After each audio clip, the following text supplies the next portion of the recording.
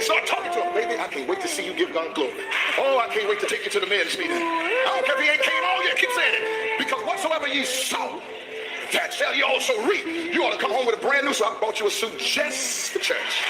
And then when you come in, because he's the priest of your house, whether y'all go to church together or not, praise your priest. Let your priest know we wouldn't be here if it wasn't for you. We wouldn't have what we have if it wasn't for you. Oh, I thank God for your life. You are a wonderful man of God. Even if he's not praying for you, tell him, I'm so glad that you're praying for me. I'm so glad that you're praying for our kid. And before you know it, he's going to slide off the side of the bed. Now lay me down to sleep. Pray the Lord my soul to keep. If I should die before I wake, Father, bless my wife, bless my kid. He got to start somewhere, but he ain't going to start if you still nagging it and telling him what kind of man he is not. Make him feel. Make him feel like a man. You say, well, I shouldn't have to do that. But you shouldn't have married him. You shouldn't have married him. Because it's your job. Because it's your job. To help him feel like what he is. To help him because he don't always feel like it. Because he got problems. He got pains too. Who he supposed to go to? It's better to be on a house top than to be in the house with a brawling woman. That's in the Bible. So if you want the man to come to church, be kind to him and start talking to him. Baby, I can't wait to see you give God glory. Oh, I can't wait to take you to the men's meeting. I don't care if he ain't came all year. Keep saying it. Because whatsoever ye sow, that shall you also reap. You ought to come home with a brand new suit. I bought you a suit just for church. And then when you come in, because he's the priest of your house, whether y'all go to church together or not, praise your priest. Let your priest know we wouldn't be here if it wasn't for you. We wouldn't have what we have if it wasn't for you. Oh, I thank God for your life. You are a wonderful man of God. Even if he's not praying for you, tell him, I'm so glad that you're praying for me. I'm so glad that you're praying for our kid. And before you know it, he's going to slide off the side of the bed. Now lay me down to sleep. Pray the Lord my soul to keep. If I should die before I wake, Father, bless my wife, bless my kid. He got to start somewhere, but he ain't going to start if you still nagging it and telling him what kind of man he is not. And telling him what kind of man he is not. Make him feel like a man. You said, well, I shouldn't have to do that. But you shouldn't have married him. You shouldn't have married him then. Because it's your job. It's your to job. help him feel like what he is. Because he don't always feel like it. He got problems. He got pains too. Who he supposed to go to? My king, I know you watching. I know you watching. Every time I hear that video, I think of you. Good morning, everybody. Good morning, everybody. All right. And I'm ready to start my foolery. Thank you for tuning into my channel called Take Heed to the Message with Abang Anwa. It just means queen, baby. The title of this foolery today is Why Black Marriages Don't Exist in the Black Churches Anymore. And there's going to be a pastor that's going to help me with this morning, okay? So one more time, why Black marriages don't exist in Black churches anymore. Okay. Good morning, Green Beans, my troublemaker. Henry, how are you? Melania, what's up, baby? December, how are you? It's good to see you.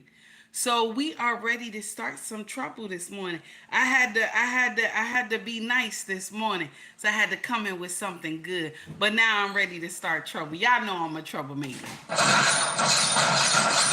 Y'all know I'm a troublemaker. Please act like y'all understand the assignment. Let's get into the foolery, okay? Now, before we get into what I wanted us to talk about what the pastor had put down, we're going to go into a few videos first, okay? And I want y'all to hear this. This young woman said that she has some money issues before the date and after the date. So this is a new thing now that these young girls are doing, okay? It's a new thing now that these girls are doing. Shout out to Red Pill Awareness. I want y'all to hear this. She said I had pre and post date expenses. And she gave her invoice to the date. So let's just hear what she got to say. Okay, and I shared it in our group chat on IG. Okay, every video that I post, it always will be in our group chat on IG. Here we go. Okay, so I just got into my car after going on a date, right? And let me just tell you something. I don't know what the deal is with like men now, but I had told him prior that I will be having pre and post date expenses, and is that okay? And are you going to cover them? And I don't know if he wasn't listening or like what the deal was or whatever, but when I handed him the white envelope, he looked shocked, and then he opened it and it's receipts. Hello, pre post date expenses. Hello, like what kind of females do you be dating? You know what I'm saying? So anyway, so I handed it to him, and he literally looked shocked at me and said, I can't cover this. It was $478 for pre and post date expenses. You asked me on a date, and mind you, we really didn't even have that good a conversation because he was on his phone the whole time, and I have a very strict no phone policy on dates. Hello, you're here to pay attention to me. Look at all the effort that I had to put into going on this date, and now you have a problem with pre and post date expenses? Are you fucking kidding? Okay. So we have a lot of content creators that troll, okay? And I like what Green Bean said. We have a lot of content creators that troll. And for her to put pre and post date expenses before, she's going out on a date, and the bill was $478. Good morning, Mona D. It's good to see you. She says she want this man to pay it. Now, I'll share something with you. Like I told y'all, a lot of content creators troll. This will probably be something that they will be doing soon anyway. But I will share something with you that does not make sense, okay? That does not make sense at all, okay? Let's act like we understand, okay? Let's act like we understand. That don't make no sense at all. Because, baby, if you spend $478 on yourself for a pre-post date, you have lost your mind. You have lost your mind. Pre-post date and I listen. They just come out with foolery. I don't understand that part. Because now you want the man to pay for the date, right? And then also he got to pay for pre-post date expenses too. That sounds crazy, okay? Walker, good morning. How are you? Jay Laurel, how are you? It's good to see you.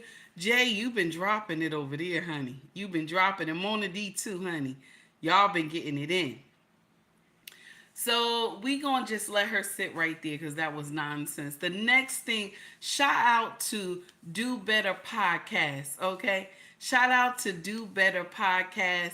Theo, he dropped this bomb and I want to share it with y'all. Check this out. You know why some ladies never had a classic dating experience? They never had a motherfucker to send them bouquets of flowers. They never had dates planned out for them. They never had gifts for no reason type shit. It's because the men, our color, they don't see the value in the women. Like, they don't see your worth, and they not going to treat you as so. So leave that nigga and get you somebody that's going to treat you as so. No, we don't see the value in weaved up chicks who cuss like a man, motherfucker. These women couldn't be feminine if you put a gun to them and made them. You know why some ladies... Ooh, that's nasty what Theo said at the end, but he right though. He right. That's nasty, but he right, okay? So check this out. A lot of young women get up here and they complain about the melanated brothers not doing things for them. But I will share something with you. A man will always put you in a category. This is any man. Doesn't matter what race he come from. This is any man. And my brothers, y'all already know what I'm about to say. He gonna put you in a category.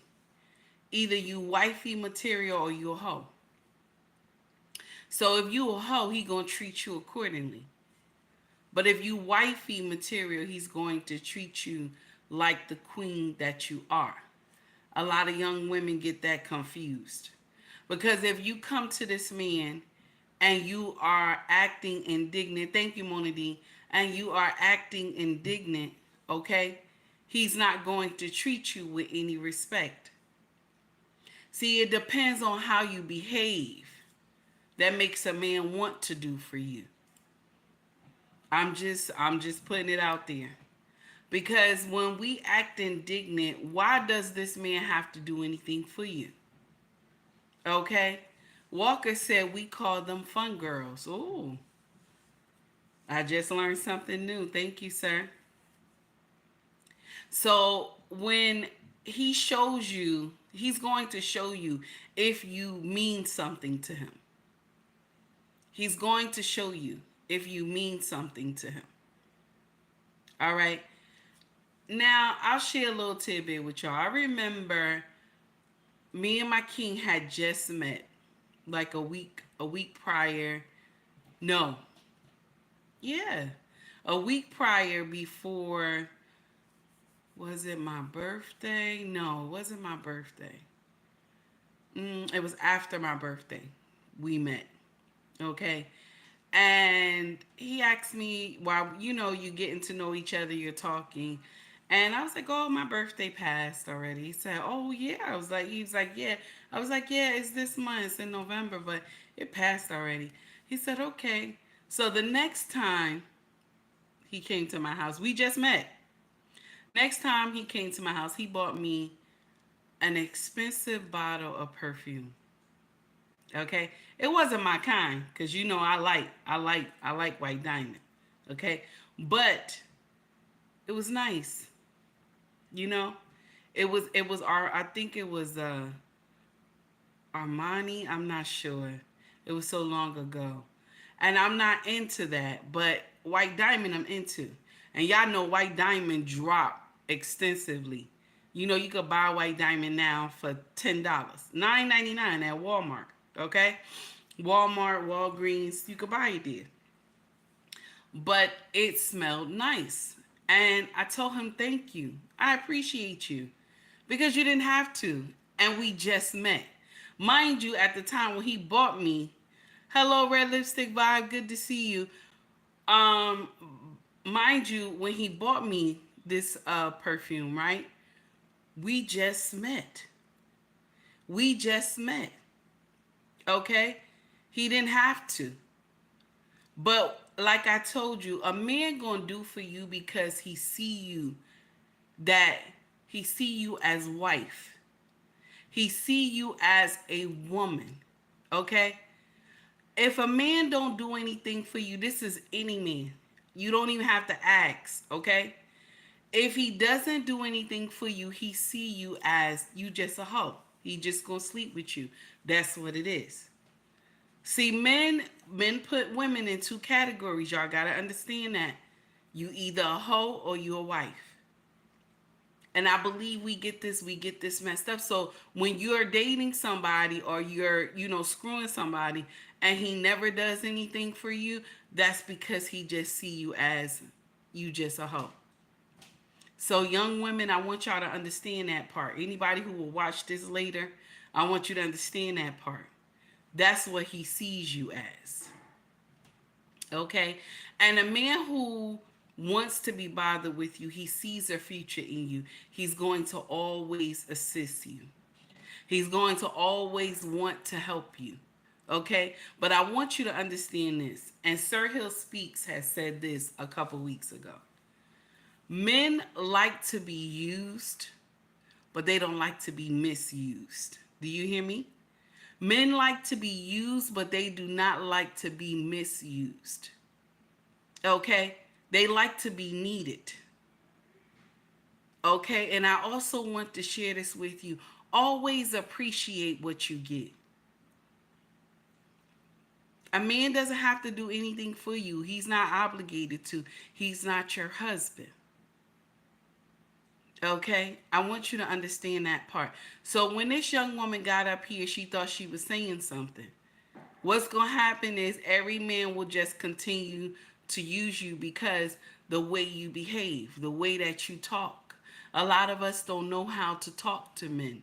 A lot of us don't know how to talk to the king in him. A lot of us talk to the fool that's in him. A content creator has said this a couple months ago, a Caucasian woman. She said, a man, when you're talking to your man, right, it's two sides of him. It is a king and a fool. That's what she said. Okay? So you got to talk to the king in him. But I'm going to share something with you. A lot of us talk to the fool in our husbands. A lot of us talk to the fool in our boyfriends. And that's what you get. The fool will show up. All the years that I have been married to my king, okay? All the years I have been married to him, going on 17 years, thank God. I've never seen the fool in my king. I don't know who the fool is. I talk to the king in him. I talk to the king in him. That's who I talk to. If the fool showed up, I wouldn't even know what to say to him. I would say, excuse me, I don't know you. Okay? So let's go on to the next one. I want y'all to hear this. This one is a little sad. This is a stepfather who he has a baby with the mother. I mean, he has a baby with his wife. The first child is not his. And she spits in his face. They videotaped this nonsense. Can you imagine? She spits in his face. And he immediately shocked, and he went to get the belt to spank her. Okay? And the mother chimed in and she said, you can't spank children when you're upset. Now, mind you, I'm upset with the mother. I'm upset with the mother. You want to know why? Because she didn't train this girl properly. Because you know good and hell well, she was not supposed to spit in her stepfather's face. And this is why I say to a lot of my brothers, if you're going to date a baby mama, right? If you're going to date a baby mama, right? I want you to understand this part. When you're dating a baby mama, you have to have boundaries. If you don't have boundaries, okay? If you do not have boundaries and there's no respect, the children do not respect you, please don't marry this woman. Do not marry this woman. You will have a nightmare on your hands. Do not marry this woman, okay? Because she didn't train this girl properly. She did not train this girl properly at all. And that's the sad part. I want y'all to understand that. Because a lot of us don't. A lot of us do not. And we think that this makes sense. And I know y'all say, oh, well, maybe the father, the stepfather is not good to the girl. He not doing the right thing. But that's not true. The child is just being nasty. The child is just being arrogant. Okay. Good morning, Ellis. How are you, baby? It's good to see you. Good morning, everybody who just came in. That's new to the channel. Good morning. Please hit that like and subscribe button if you feel the content. Okay. And if you don't, you can scroll up. There's other people in here. I'm trying to connect something, y'all, real quick. I don't know what's going on. My phone is acting crazy.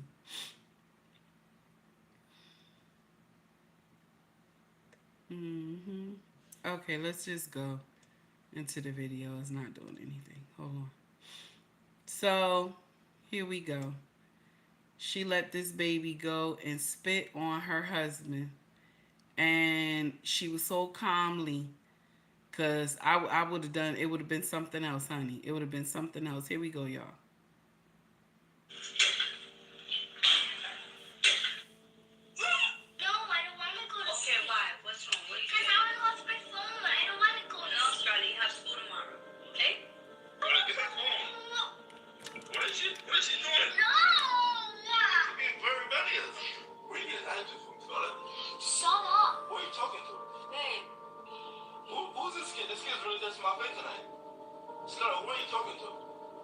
She spit right in his face. Who are you talking to?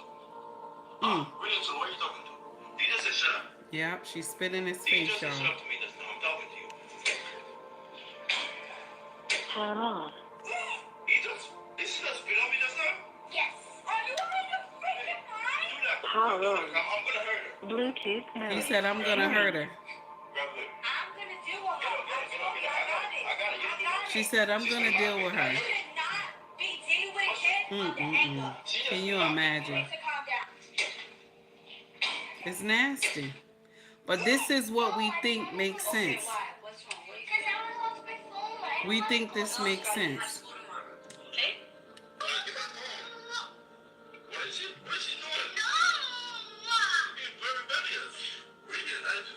I don't know what is going on with my phone. It's doing some nonsense today.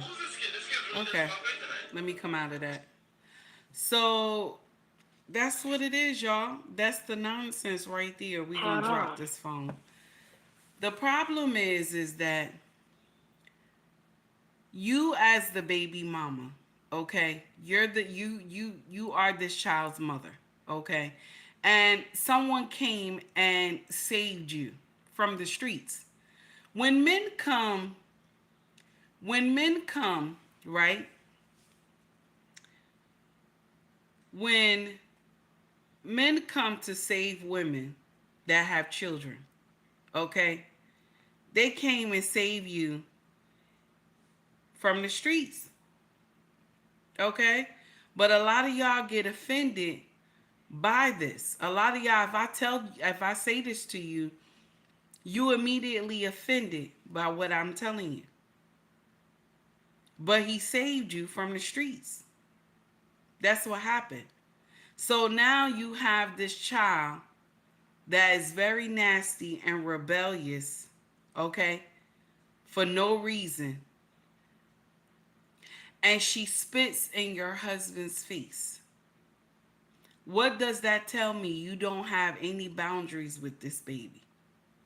Okay, this baby have no boundaries, no respect at all for her stepfather. And you tell him, no, don't you spank her because you're upset right now. Now, I agree with that. Nobody should spank her because, nowadays you can't be spanking children like you used to back in the day. But what I do have a problem with, and this is my problem I got, why didn't y'all take the phone from her? Bluetooth mode. This all started because of the phone. This all started because she had a phone. I don't understand that part. This all started because she had the phone. So why didn't we just disconnect the phone? You understand what I'm saying? Why did we not just disconnect the phone and everything like that? Because you could have just turned off the internet for the phone. Okay? Or you could have just took the phone from her and punished her. I'm not saying that you could lay hands on her. I'm saying that you should have punished her. Because ain't you know good and hell well that child was not supposed to spit on your husband, spit in his face. Now what's going to happen is this is going to interfere in your marriage. And I know a lot of y'all going to be like, nah, that's not going to interfere. It's going to interfere in the marriage. Okay? I just want y'all to take heed to that. When you don't have boundaries with these children that you made, okay, before you got married, and you let them disrespect your husband, that's what it's going to continue to be. It's going to always be like that. That little girl is this man's nightmare right here. That's why I tell y'all, you got to be mindful of what you do. You got to be mindful of what you do. Okay? Listen, take heed to the message. All right. Good morning, Truth. How are you? It's good to see you. I got your email and I sent it back to you. Okay. Good morning, everybody who just came into the chat. I appreciate you. Walker says she should have gotten in her daughter's ass. Yes. He was upset, but she was too she wasn't too upset to punish the daughter. I understand that part. You got that right. Jay LaRaw says, yes, it would interfere. You're absolutely right. Thank you, sir. I appreciate you. So we about to get into the next foolery. And you know what? I feel bad because it looked like this man wants to build this family. But sometimes you have these children who you haven't trained them properly. And so they will become the nightmare of the family. Okay? They're going to become the nightmare of the family. Mothers need to take accountability and discipline the daughter. Yes, Tara, you are correct. This is true. Yup, SG says no child should be spitting in anyone's face, right? That's what you're trying to say. I understand. No child should be spitting on anyone. This is correct. Now the mothers have to make a correction to the daughter in front of him. Yes, she does. She got to let that child know. Put that child in her place. Or the husband will never have respect. I like what you said, Crypto. Thank you. So now we're going to start a little trouble. Grub Kitchen is in the house. Shout out to Grub Kitchen. His content is fire, honey. If you like the content, please hit the like and subscribe button. We ain't get to the foolery yet. We just, we walking into the foolery. Okay, we walking into the foolery. But here we go. Here's Grub Kitchen. Listen to what he got to say. What up, family? I want to address something. I make a lot of points and I go viral on a lot of different sites. And whenever I make a video, most of the time, the only comments people say is, why is he so loud? Why is he cursing? When you go to church, ain't your pastor loud? Ain't he yelling, hooping and hollering? I do it because I know black people love drama and trauma. True. Curse a little bit, be loud, and black people will tune in. Now peep this out. When you watch the video and comment about how ugly or how I look crazy, you monetize that for me. You do. You'd be better off just looking at it and just saying, look at this crazy wild motherfucker, and just keep moving. But when you watch the whole video and then comment, and someone comments and you comment back, you're giving me money. That's it. I love that. Yeah. But the thing is, whenever I make a video, no one can refute what I'm saying. They always attack how I look. Yeah. Now I know I'm a handsome guy. Come on. Me. Kevin Samuels up there looking smooth in a suit, and you called him gay. So it's not about how the message looks. It's about the message that you don't like. Oh. What now, Grub Kitchen is right, because I had a sister come at me yesterday, and she was on fire. I had a sister come at me yesterday, and she was on fire. Baby, she called me all types of names, honey. And everything. She was on fire yesterday. And I wish that I could find it. She was on fire. She was so mad with me and upset with me. Boy, she called me everything in the book, honey. I said, wow, I made you that mad? And then I had to check. I had to check because I was like, wait a minute. I said, wait a minute. Why did she say all that? She doesn't know me from Adam. And then I had to check to see if the account was real. But Sister Girl got mad with me because I said this. This is what I said. I know y'all seen that fiasco out there in Atlanta, right? Den's hand clap for yourself. Hand clap for yourself, Den, okay? Because I know y'all saw all that foolery going on. Look, Kamala, we already know you pimp Megan. You pimp Megan. Yes, we already know. Because as you being an older black woman, right? Why would you have her out there twerking? You know what I'm saying? Why would you have her out there twerking? Shaking you know what and shaking you know what? Why would you have her out there twerking? That makes sense to us. That's how you win the black vote. Yes, hand clap for yourself. That's how you win the black vote. Do you think we all ratchet? I know the 2 first rows of our community is ratchet, but the rest of us got ish to do. The rest of us want to know what's your policy. The rest of us want to know what do you have for America, since you said you ain't doing ish for the blacks. I ain't doing shit for black people. That's what you said. So since you said that, that's fine. Okay. But what policy do you have for America? Nothing. What is the policies do you have? Mm-hmm. All we know that you okay with Megan out there shaking everything. Uh-huh. Okay?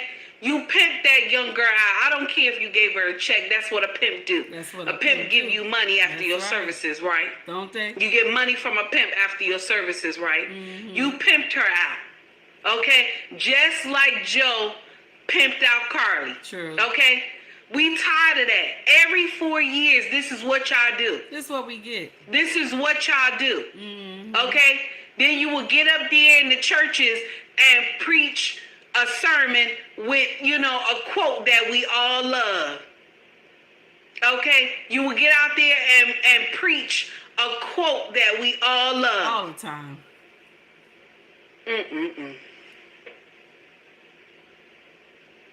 I'm just tired. I'm tired, y'all.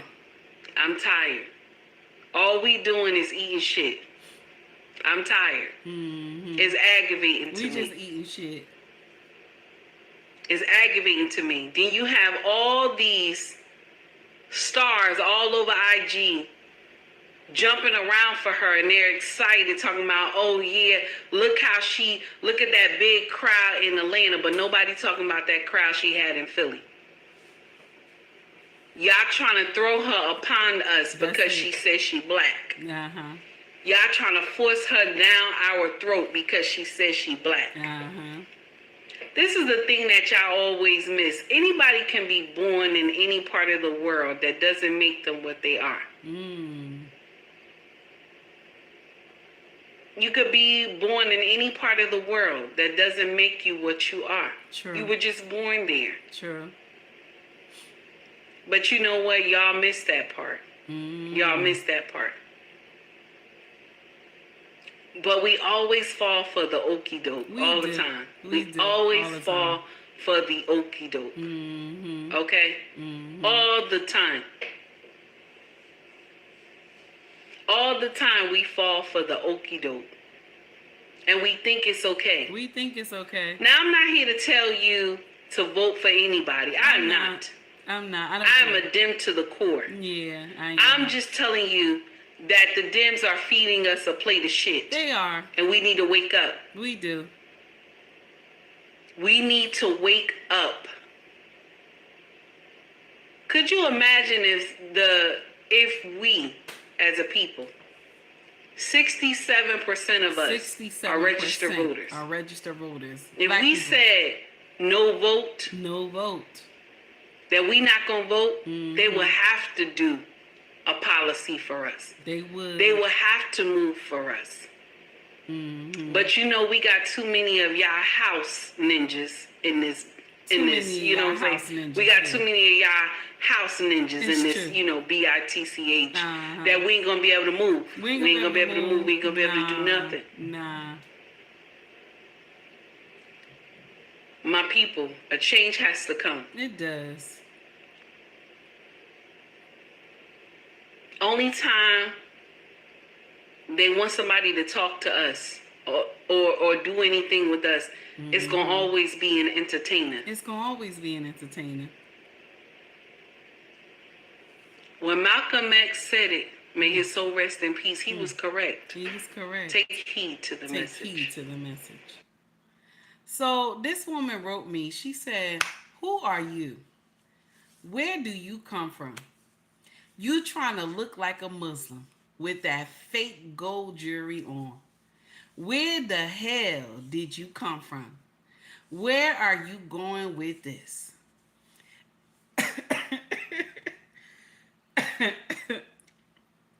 Hold on, y'all. Let me do it one more time because she like one of those old ghetto women. So let me change my voice a little bit, okay? Who are you and where do you think you coming from? Okay? Okay? Trying to look like a Muslim with that fake gold jewelry on. And where the hell did you come from? Where you going with this shit? I get sick and tired of y'all blacks like you. I get sick and tired of the blacks like you. No, you not invited to the table, sweetie, at all. So I said at the, I had to respond, I gotta respond, So I said to her, I said just like this, everybody, come look at this, y'all. Come look at this nonsense, y'all. I was telling all my supporters, come look at this nonsense, y'all. I told y'all the elder women are okay pimping out the younger women. That's what I put, right? So I got 3 responses under what I put. Okay, somebody said to her, Mama, go ahead with your ignorance ass, okay? Then somebody said, Mama, you proved that MAGA isn't the only cult in this election cycle, okay? Because I told y'all the fake sisterhood is real, okay? The fake sisterhood is real. Okay, now somebody else put in there and said, you are part of the problem. You part of the problem. Now, this is a real person because I had to check. I was like, wait a minute. This might be, these fake accounts. But this was a real person. Okay? This was a real person. Good morning, Skinny. How are you? This was a real person. Steven, I see you. How you doing? Okay? This was a real person. Older woman. Okay? Up here. Now, I'm going to share something with you. The problem I have is that when the younger women do foolery, the older women who was doing foolery back then, they okay with the nonsense that the younger women do because they did it. And they want to see the younger women fall. Okay? But just like them, I did foolery as well. Okay? I did foolery as well growing up. Okay, Skinny, thank you for moderating the chat. I appreciate you, sir. So, and to all my moms, I appreciate y'all. Thank you. So, when I was growing up, I did foolery too, but I don't want to see the younger ones mess up like I did. This is why I even talk to my own girls. It's not that I'm just talking to y'all. I talk to my own girls. And sometimes it'll be a rough tone as well. The way that I talk, it'll be rough tone as well. Okay, my kids know I don't play that mess. I will give you the truth. See, my kids, when they want the truth, they'll come to me. If they want the true nitty gritty, they're going to come to me. And I'm going to tell them, because let me share something with you. Life is not easy. Hey, Martin, it's good to see you. Life is not easy. So if you sugarcoat stuff for your children, you will lead them down the wrong path. You will lead them down the wrong path. Our eldest daughter, for the summer, at her college, they brought all the freshmen to come in and stay on campus to teach them campus life, right? My daughter said, Mama, those kids was wilding. I said, oh, yeah? Said, yeah, Mom, they was wilding. Now, before she left, me and my king, her father, we sat her down, we talked to her. We always talk to her. But we sat her down, we talked to her, we said, baby, listen, you grown now. You grown now. Whatever you do from right now, you responsible. You are responsible. Anything happen right now, while you going away, you are responsible. And she told us, Mama and Daddy, you trained me well. I know why I'm going to school. I know what I need to do. I know I need to handle my A game. I don't need to be trying to have, sex right now. I'm going there to enjoy the experience, and I'm going there to handle my business. And what happened?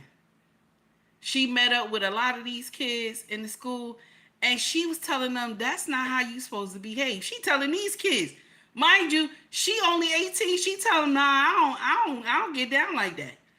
I don't get down like that. I don't do stuff like that. These kids was doing some nonsense at this school.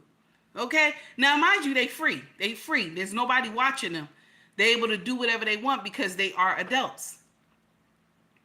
But I just want you to understand, You have to teach your children. You have to tell them your mistakes, the things that you have done in your life, so that they don't wind up doing these same mistakes. I remember when our daughter was just like 16 or 15 years old. She said to me, Mama, I love you so much. And I told y'all this story before. Mama, I love you so much, but I don't want to do the mistakes that you made. You are a good mother, but I don't want to be a baby mama. She said, I want to live in my husband's house. I want to have my husband's children. You understand that? And I cried a little bit. She said, Mama, why are you crying? Why are you crying? I'm sorry. I said, no, I'm crying because I'm happy you said that. I'm crying because you don't want to make the mistakes that I made. You understand? And these kids was wilding out at this college. Mind you, freshmen. All colors. They was wilding out in this school. Okay? These people was catching them doing all types of stuff. They just met. These kids just met each other. And they ready to jump on each other like you grown. You know, you're doing the horizontal boogie. You know what I'm saying? You getting it in. And these kids, first of all, they grown. They're 18. You can't do anything with them. They're 18 now. But they was catching them doing all types of foolery at this school. But our daughter wasn't a part of it. Thank God. She said, I went there to do what I was supposed to do. And she even got an award. Can you imagine? She got an award. Came back home. She'll be going back the end of this month. And then she'll be gone until we see her again for the holidays. But I'm so happy she understands what she got to do. That's why you have to train these children. You have to talk to them. I ain't sitting up here saying I'm a perfect parent. I'm not sitting up here saying we are perfect parents. I'm not. I get indignant at times. I will curse you out. You do some foolery. Okay? I will curse you out. I'm one of those mamas. I am one of those mamas. I will curse you out. Okay? And I love my kids. I love our children. But I will put you in your place. Okay, and my kids know it. If they want the truth, they're going to come to mama. Oh, mama going to be hard on me, but let me get this. Let me get this truth. That's how I am. I never sit up here and proclaim that I'm a perfect parent, but I will tell you what it is. I will kiss you. I will hug you. I will pray for you. And I will tell you what it is. Because if I don't teach you, the world going to teach you. And the world going to teach you foolery.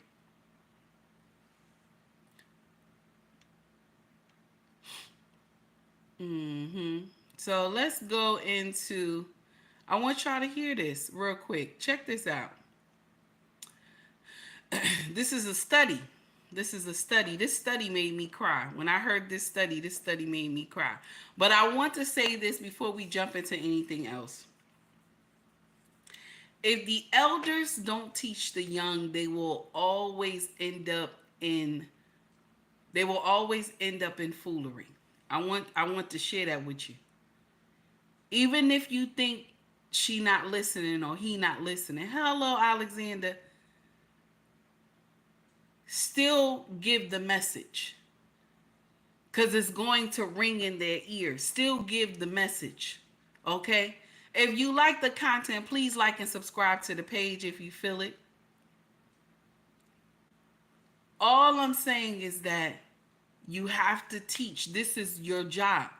But you see, this woman came at me because I said something about how Megan Thee Stallion was being pimped out by Kamala. Now, people mention Trump and all that. Yeah. If he had artists like Sexy Red, they said, yeah, he pimped her out. They both doing it. I never said none of them wasn't. They're both doing it. Good morning, Grace. It's good to see you, baby. Pimping out is pimping out. No matter what color the person is, it's pimping out. But as being elder women, we're supposed to talk to the young. You don't want them to go down the same road that you go down, that you have been down. So to all my haters who disagree with what I say, that's fine. We're going to disagree. There's people right now who follow me, who've been rocking with me for God knows how long. Some of my messages now that I'm talking political a little bit, they don't agree. And they always tell me, Mama, we gonna have to agree to, we gonna have to just, we just gonna have to disagree, honey. And I told them that's fine. Long as we ain't calling each other out our names. It's okay if you disagree with what I'm talking about. Long as we ain't cursing each other out and getting indignant. I ain't got no problem with that. You don't have to agree with everything I say. But when you come to my content and you calling me names and this and that, all you had to say that we just not going to agree to disagree. Thank you, King Ball. I appreciate you. That's it. That's it. I just want to let you know that part. We're going to agree to disagree. That's it. Hey, Bella, how are you? It's good to see you. Congratulations, too. I saw you, baby. You look beautiful, honey. Congratulations. Okay? It's all right that we disagree. We not going to agree on everything. I'm not upset about that. But when you come to the comment section and you get indignant, okay? You get indignant. That's the problem I got. So you can call me all the names that you want and say whatever. I'm a fake Muslim. I'm not even a Muslim. I'm not even a Muslim. You know, and no disrespect to the Muslims, okay? Because listen, I have no disagreement with the Muslim community at all. I actually admire the teaching that y'all have for the younger women, okay? I love that. Okay, so now, thank you, honey. I see you, Bella. Thank you. So I want y'all to hear this, okay? This man said that he viewed the study. And this had made me cry a little bit. I said, wow. So we about to go into it. Check this out. If the husband dies, the wife is going to be fine. Really? Yeah. Widows are way happier than widowers. I told that to my wife, and she's like, huh. Widowers do really poorly, generally. Men do very poorly. And part of the reason is because 60% of 60-year-old men say their best friend is their wife. 30% of their wives say their best friend is their husband. Women have more relationships. They have closer, deeper love relationships with non-related kin and with the adult children typically than the husband does. The husband's most intense companion or relationship typically is with the wife. And that's why that's an asymmetric stat. If the husband dies, the wife... Hey, Growth, how are you? It's good to see you. Thank you for coming to rock with me. I appreciate you. Oh, Skinny said I call you the Christian Crimson Cure. Oh, Skinny, that's so sweet. Let me see what you got in here. Oscar. Sad how black people do each other wanting to vote for Trump over our sister Kamala Harris. Make me disgusted and being a black man. Okay, I don't know what you're talking about because I never said that nobody should vote for Kamala. Okay, I never said anybody should vote for Trump. I never said that. I am a dim to the core. I never said anything like that. I said we need to check. Something is not right. They're throwing shit at us. That's what I said. And it doesn't matter if who is who, okay? It doesn't matter. The problem is that we have been bamboozled. That's the problem I got. I don't like that part, that we have been bamboozled, okay? The Democrats, we have been bamboozled, and it's not fair. Okay? Okay? I'm just letting you know that, okay? Because we sit up here and listen to foolery all the time, okay? Greetings, Alexander. It's good to see you, baby. I see you. Yes, we've been bamboozled. It's nonsense. And I'll share something with y'all, too. When we hear this video about, we about to go into the video. When we hear this video about the husband, when the husband passed away, right? When the husband passed away, the wife continues to live because she has outside connections. Good morning, Loss. It's good to see you. Okay. Growth, thank you for coming as well. I see you and thank you for your comment. So like he said, when the husband passed away, okay, the wife will continue to live on because she has so many connections outside, okay? The children, her family, stuff like that, and friends. But the husband, when the wife passed away, the husband go right after because he doesn't have a connection with anybody. This is what this gentleman is saying. And I thought about it. I said, wow. A lot of women best friend is their husband. I'm one of them. My best friend is my husband. I talk to this man about everything, the darkest secrets that nobody know about me. I talk to this man about everything. This man is my best friend. I cried a little bit when I heard the video. I was like, wow. And I always look at us because we're getting older now. Gray is setting in our hair and everything like that.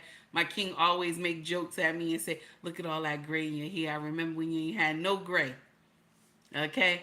And I just look, I said, wow. One day our time will be called. And I don't know what I would do without him. Because we have always been together. We love being around each other. You know what I'm saying?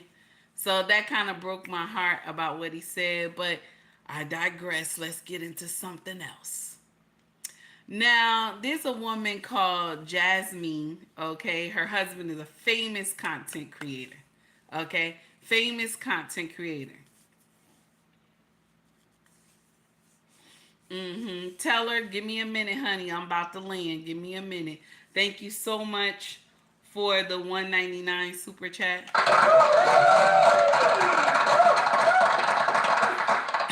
Teller says, please explain what black marriage is. We gonna get into it. Give me a minute. Now, here we go. Jasmine is coming in. Listen to what she said. I want y'all women to understand something. When you have something good, I'm saying if you're dating a man and he is of substance, okay? And you drop the ball. You drop the ball, right? You'll never forget. You'll never forget. Watch what this lady said. Take heed to the message. I ended up losing the man that I was supposed to marry because I was too hot. I was thinking I was and had options. And I did. But they wasn't good options. I ended up losing a man that I would call 3 o'clock in the morning because I wanted to cuddle. And this man was coming town to see me. You know what I mean? 3 o'clock in the morning. What man you know doing that? I had a man that knew me and my son was in the house hot as fuck. He went out of his way and spent $300 on getting me and my baby an air conditioner to put in our house. And me and that man ended up hitting a rough patch in our relationship. And I decided to go seek, other options because I thought they was better. Wow. So just to run that back, she had a man who would drop everything at 3 o'clock in the morning just to come by and cuddle with her. Oh my and not only cared for her, but also cared for the well-being of her child. Oh, wow. Because they was in this hot house. And he went and got an air conditioner for them so that they wouldn't have to worry about that heat. Sounds like somebody who really cared about this woman. Let's continue. And, at the time, dealing with it and being in the midst of it, it might have seemed like it was better. It might have seemed like, yeah, this is a lot better. But, after it's all said and done, that wasn't better. You know why? I ended up losing. I like what she said, and we gonna dissect that foolery, okay? Paco, I see what you wrote. We have to stop making everything black. We didn't start making everything black. She started that. We didn't start that. We did not start that. We ain't start that. We did not start that. The black community didn't start that. She started that. Because every interview before she became the VP, she said she is a proud Indian Asian heritage. That's what she said. Nobody started that. She started that. That's what she said before she became VP. Every video she had before she became VP, she said, I am a proud Indian heritage. That's what she said. That's what she said. I am from a proud Indian heritage. That's what she said. She never said she was black. She never said that. She started this nonsense. It wasn't us. We're just replaying her videos that she said. That's all we did. Okay? We ain't started. She started it. Okay? Now, listen. All right? Okay, now listen. You say you black or you say you not black. Which one are you? Because we didn't find out anything until she became VP. Then now she's the first black VP. Okay? But beforehand, she said, I am a proud, okay? I am a proud Indian heritage. I am from a proud Indian heritage. That's what she said. Okay? Let's act like we understand this mess. Okay? Let's act like we understand. Okay? So we doing flip-flopping and shit, you know. We doing flip-flopping. Okay? I'm only black when it benefit me. That's the problem I got. Okay? Back to the story at hand. This young woman had a man in her life who wanted to take care of her. He wanted to love her and her child. Okay? She said 3 o'clock in the morning when she wanted to cuddle, when she wanted to be swung from the chandelier, this man came and swung her from the chandelier. When she needed stuff for her son and her, when she needed anything, and she just mentioned the AC, he brought an AC. Okay? She brought an AC so her and her son could be in a cool house. But she said she wanted to go out and look for, you know, she wanted to get her butt done by other men, okay? Because she didn't see the value, okay, in this man. She did not see the value in him. Okay, she didn't see the value in him. Guys, my moms, anybody that start nonsense in the chat, you can drop them. Y'all already know. If you don't like what they say, you can drop them. Okay? It's not if I don't like what they say. It's if you don't like what they say, you can drop them. So now, she had somebody good. Okay? She had somebody good. Thank you, Malik. I appreciate you. Thank you, Laws. Thank you, King. I appreciate you. So, she had somebody good, but she did not treat this man well. They went through a rough patch, and she said, well, I could do better. Okay? I can do better. Okay? So now, she just decimated this relationship. And this was not her husband. This was her boyfriend. But he must have seen something in her. Okay? He must have seen something in her. Okay? That he wanted to help her. But she saw no value. She said, I can do better. I can go out here and be with somebody else. Mind you, the people, she said she had options. What did I tell y'all? What did I tell y'all? She said she had options. Okay? You got options. So these options are these men in your DMs that's telling you, good morning, queen. How are you, queen? How you doing this and that? Oh, I'm going to be good to you. All this other stuff, lying to you. And so now when you decimate your relationship and start messing with these guys in your DM, you're the one that misses out. You just crossed the street because you saw the grass was green and you thought the grass was green on the other side. And when you crossed, you saw potholes and everything. Okay? You saw ditches and everything. Now we about to get on some foolery. We about to get on some foolery a little bit about Kamala.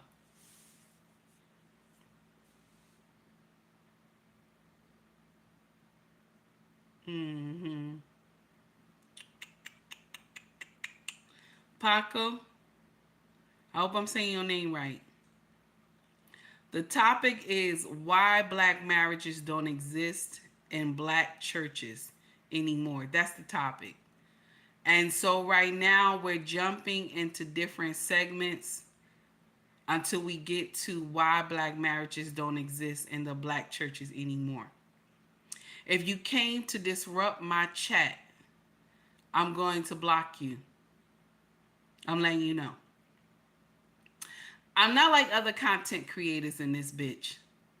I'm not. I'm not like other content creators in this bitch.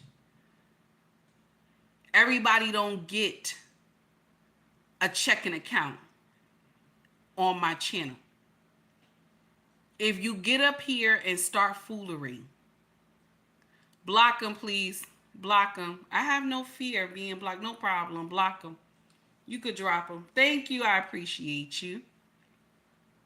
Let's get into this. We got something else. Here we go.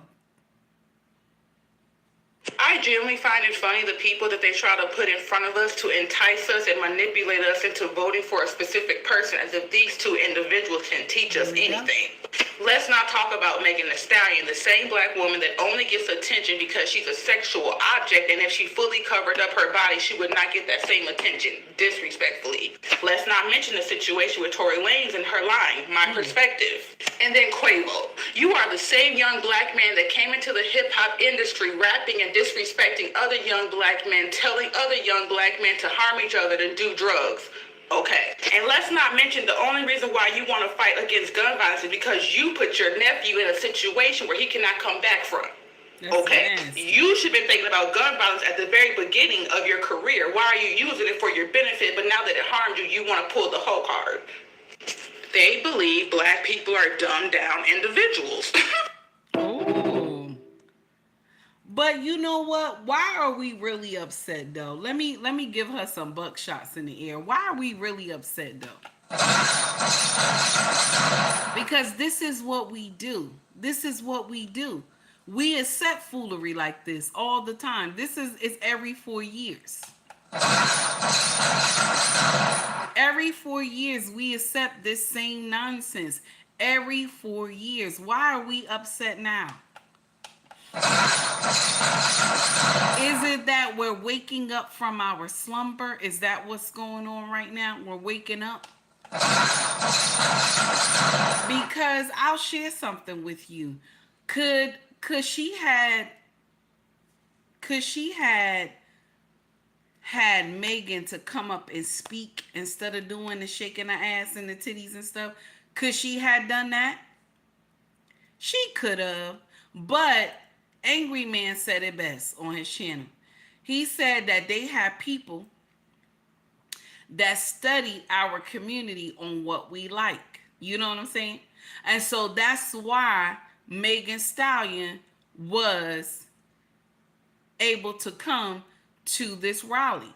Just like how Trump's side was able to get Amber Rose and Hulk Hogan, because their side liked these two people, okay? And then they want to also pander to the audience. Okay, we all know that Hulk Hogan has always been, y'all know what I'm talking about. Y'all know Hulk Hogan has always been, treading the line.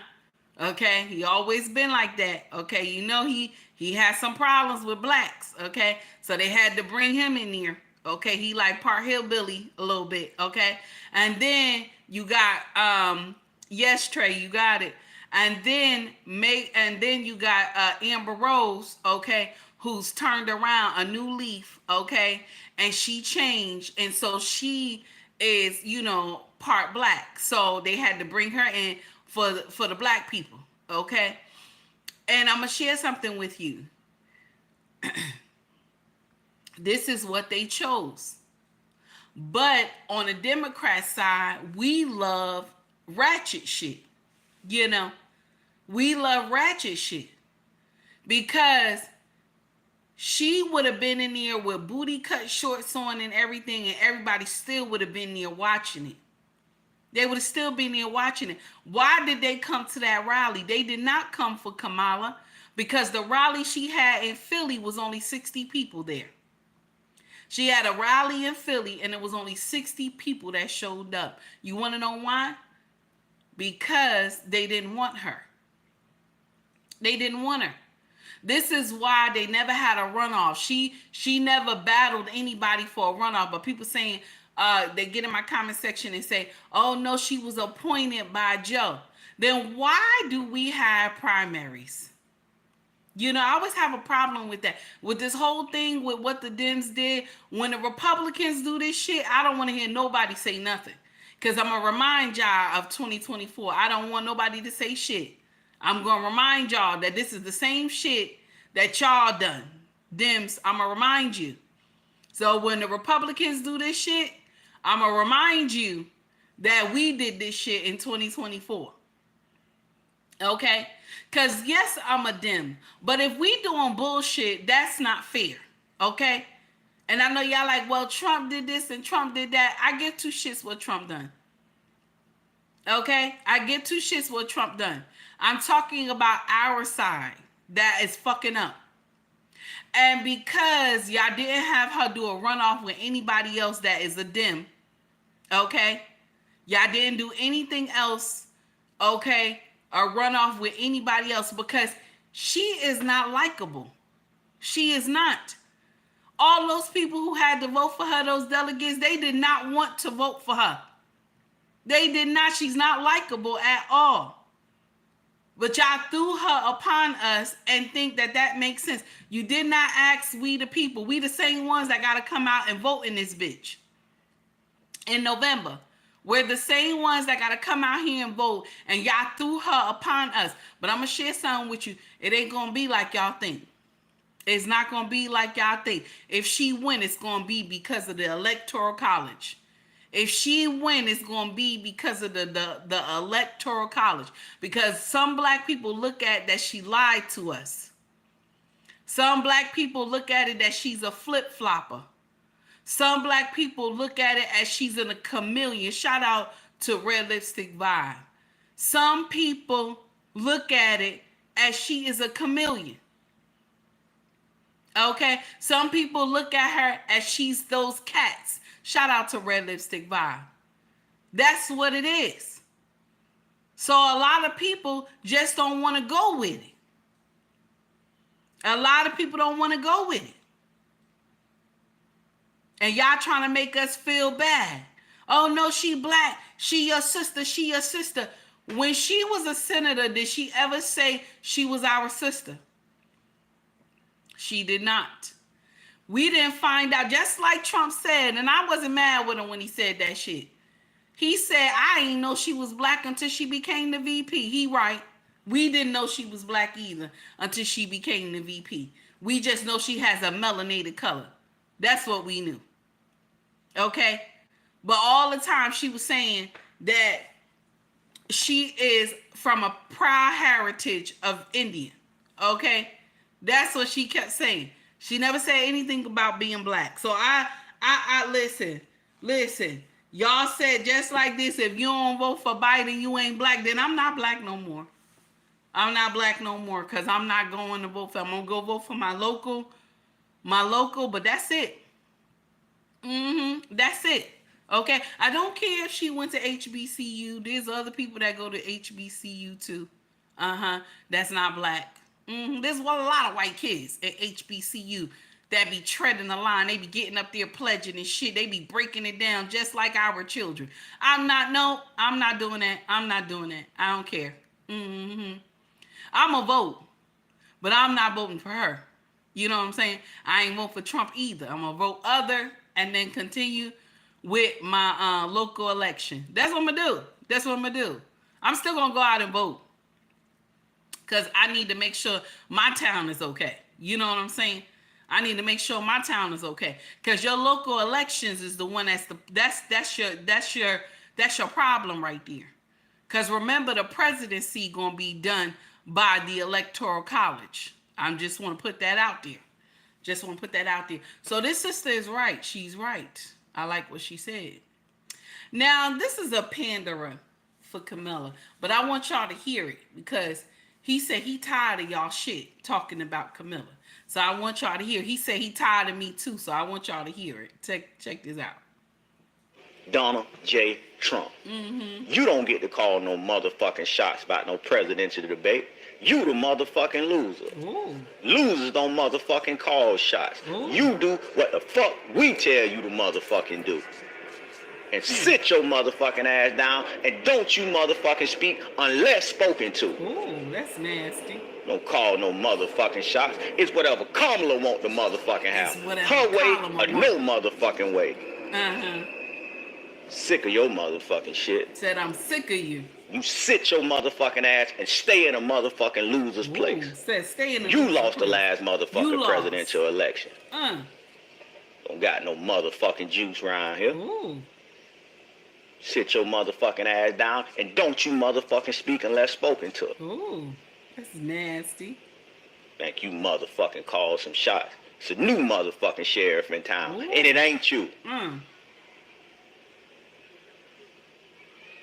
Wherever Kamala motherfucking Harris wanted to motherfucking go down, that's where it's gonna motherfucking go down. And you sit your motherfucking ass down and you wait on her to tell you what the fuck to do. To tell you what the fuck to do. Don't motherfucking run nothing around here, man. Oh. Losers don't run shit. Oh. The winners do. And the last I motherfucking checked, the Democrats is occupying the motherfucking White House. You do what they tell you to motherfucking do. That's nasty. Not what you want to motherfucking do, sir. All right. And if I have to get on here motherfucking again and tell you a motherfucking again, I motherfucking know something. Oh, he said, I know something if I gotta come back up here Call again. no motherfucking shots. You don't call no shots. You do what the motherfucking winners say do. Do you hear me? Do what the winners say do. Do you hear me? I motherfucking thought so. I motherfucking thought so. That's what he said. Okay? That's what he said. He's standing on business. Martin said, sound like a true son husband. It does. It sound like a son husband to me too. He sound like a son husband to me too. Okay? All right? Jay LaRaw said, all right now.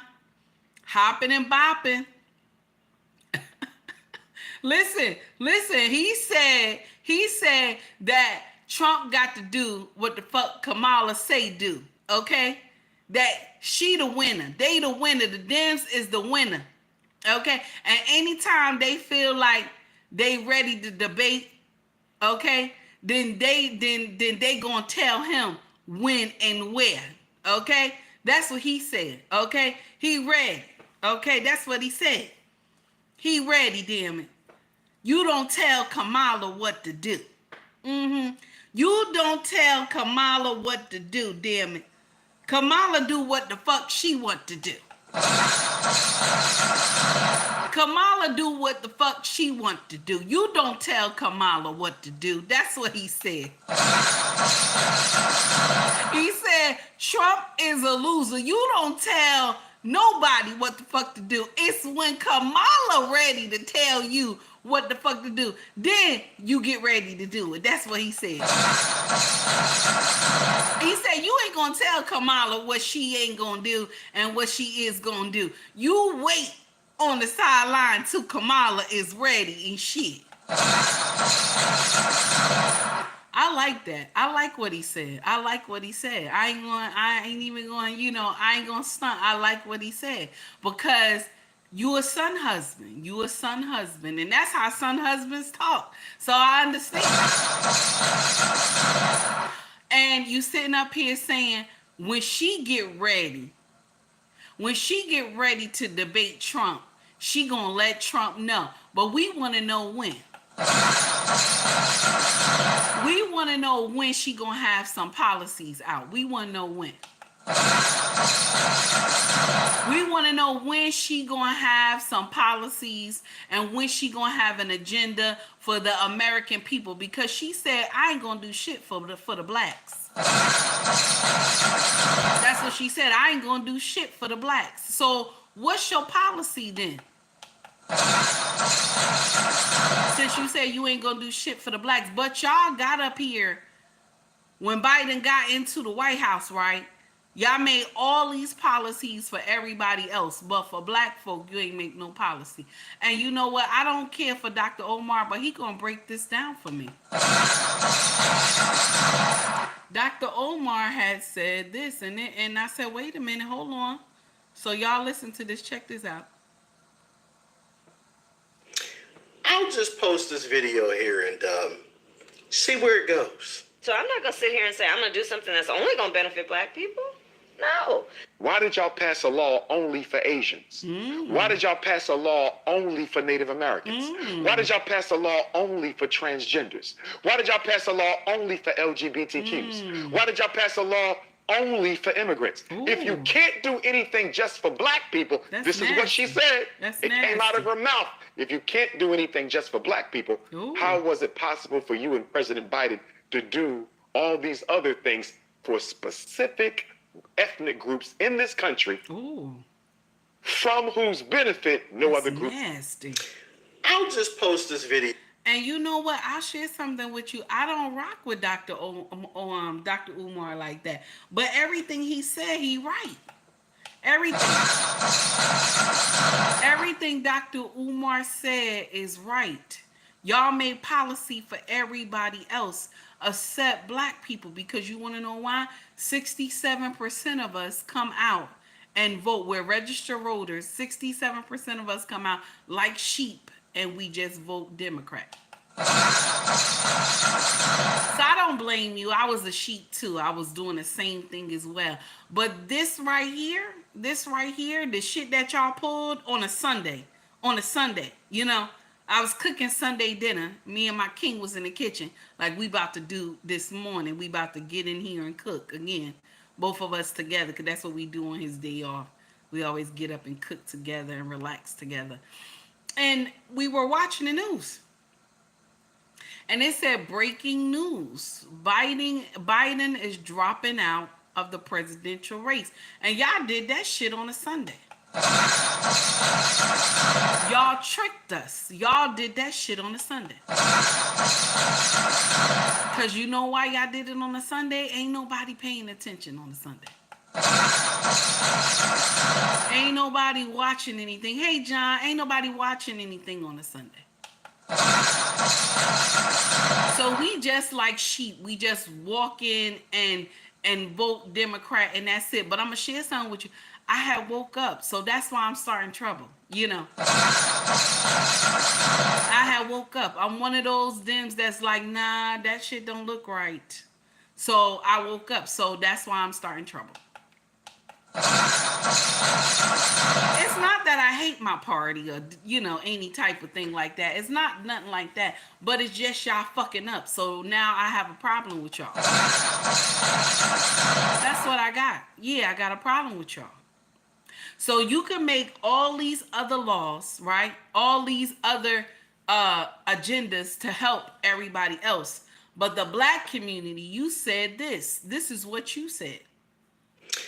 I'll just post this video here and see where it goes. So I'm not gonna sit here and say I'm gonna do something that's only gonna benefit black people. I'm not gonna do something that's gonna only benefit black people. But you had agendas for everybody else. You had benefits for everybody else. Please, if you like the content, please like and subscribe to the page. If you like the content, please donate as well to the page as well. I appreciate you. Now, that's the problem I got. I got that problem with you. Okay? Now, I want us to jump in on something else. I want y'all to listen to this real quick. We about to get into something else. We're about to change. Because I have to get in on Kamala and then jump out. In and out. Because the whole thing is so aggravating. I got to go in and out. You know what I'm saying? It hurt me to my core. I know, Martin. I know. And they brag about it all on social media, how much money they get in food stamps. And how much money they get from the government, $1,500 a month. I know. But you got people out here, hey, Miss Straight Up No Chaser, what's up, baby? You got people out here starving. American families out here starving on the street, lost their homes, their apartment, their houses. But we giving all the money to the immigrants and shit. This makes sense to y'all. With no other nation, this is why I tell you, I do not want to see this shit burn. I don't care who up here excited that, oh, I hope this happened, I hope this happened. Fuck you. I don't want to see this shit burn. I don't. Because where are we going, y'all? Tell me, what other nation gonna take you? Once they find out you American, what nation gonna take you in? They are not gonna take you in. What nation gonna give you money to survive, land to live on? What nation? No nation is gonna do that. No nation is gonna do that. Y'all should not want to watch this shit burn. Y'all have to speak out. Say something. This is wrong. How you just gonna throw Kamala on us like that and think we supposed to agree with that bullshit? And I don't care if y'all tell me she black, she black, she black, she black. I give two shits. I give two shits. I give two shits. I give two shits. Now let's get into something else. Man is not appreciated until he's gone. No man is appreciated, because if he's been there from the time he's been with her, his presence make her take it for granted. That's why when people die, you so crazy, because you took it for granted and you don't know what you had until it's gone. See, a man can't be measured until he's gone. You can't measure me while I'm here. You trying to measure me while I'm here, and you trying to measure me without knowing whatever skeletons and demons that could come out the closet later down the road. See, there's two dates that people focus on. Birthdays, celebrate the shit out the birthdays, and death days. And in the process of looking on the birthday and looking on the date you die, you overlook that little dash in the middle. That's the man. That's the man. What do they say once you gone? The man is not appreciated until... The man is not appreciated. This is true. It's only until he's gone that God called him to glory. That's when we appreciate our husbands. That's when we appreciate them. This is when we appreciate them. It's when they already been called to glory. Now you screaming and everything that he's gone. A lot of women do this. A lot of women do this. You seldomly see the woman go up to the casket and kiss the husband upon the head, because when they kiss him upon the head, they know that they did right by this man. They know they did the right thing. They know that they were a good wife to him. You understand? So when he's gone, this is when you see a wife hooping and hollering and falling out and this and that, she knows she ain't do right by this man. She ain't do right by this man. When you get a wife that will go up to the casket, she kiss him upon his head, and some wives will even whisper and say to him, and even though they know that he can't hear her, some wives will go up and whisper to him and say, I'll be joining you soon. I'll be joining you soon. Okay? Okay? So what Charleston White is saying, he's right. Skinny, thank you. I appreciate you. What Charleston White is saying, that men are not appreciated. They are not. They are not appreciated at all. They are easily replaceable. We replace men like their drawers. Do you hear me? Good morning, Mr. He said, how are you, sir? We replace men like their drawers. It's sad. It's sad. Because once he passed on, what's the next thing we about to argue about? We about to argue about that insurance money. We about to argue about that insurance money and everything he has left for the family. Nobody appreciate daddy while he here. Nobody appreciates daddy while he's here. One thing I always love that I tell our children is that always tell your father thank you. Always tell your father thank you. I always tell them, if it wasn't for your father, we wouldn't have this. We wouldn't have that. Appreciate your father. Love him while he's here. Because the day he get called to glory, you ain't gonna know what to do. My sisters, I want y'all to always remember that. Talk to those children like that. Let them understand. Because a lot of men leave this world, get called to glory, and they were never loved properly by the family. They were never appreciated. They just want to know how much money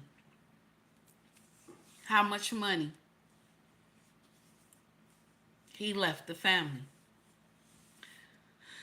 We about to jump in on something else. This is another one who don't appreciate her husband as well. I want y'all to listen to this.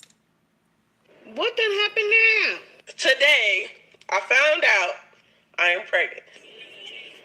My husband is overseas.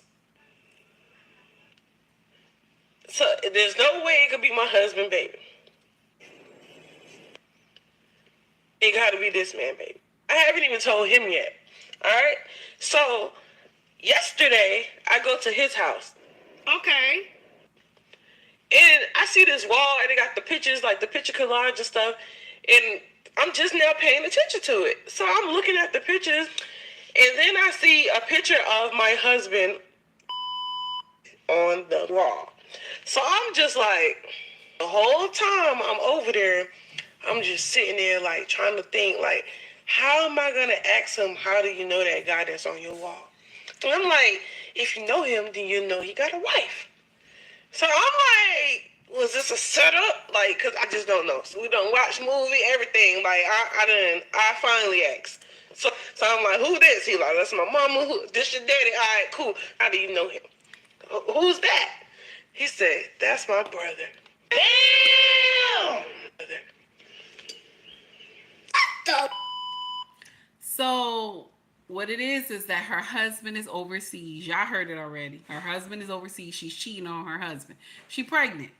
Okay? But she trying to find out how she going to explain this to her husband because she pregnant. But then she finds out, you know, it's a small world. She finds out that her husband has a brother. Okay? So I guess the father was doing some creeping. Okay? He got two families. And find out, okay, this is the brother. So now she's pregnant by her husband's brother. She never met him before. So they must don't have a relationship together, you know. She just have a picture of his brother, okay? So now she finds out that she's pregnant by his brother, and he's overseas. You know, I'm going to share something with you. A lot of y'all women who husbands are in service and you going around fucking, you heard what I said. You going around fucking other men, you wrong as shit. Yes, you are. You wrong as shit. And the truth ain't in you. Okay? And you ain't shit either. Let me put that on there too. You ain't shit either. For you to think that it's okay to go cheat on your husband, and the thing is, he's thinking about why he overseas, he thinking about you. And if y'all got children, he thinking about that. And he praying that he get to come home. But you out here fucking. That's what you thinking about. You out here fucking. Instead of it being a shower, a whole hurricane and everything when he get home, then you jump on him and you give him what it is. Okay? Okay? Instead of you jumping on him when he get home and say, baby, this all you been missing. Come get it. Come get it. This all you been missing. But here we go. You out here screwing. And you find out after you done got pregnant that you sleeping with his brother. Talking about, I don't know if this was a setup. Why you fucking somebody else? Your husband is overseas fighting for the country.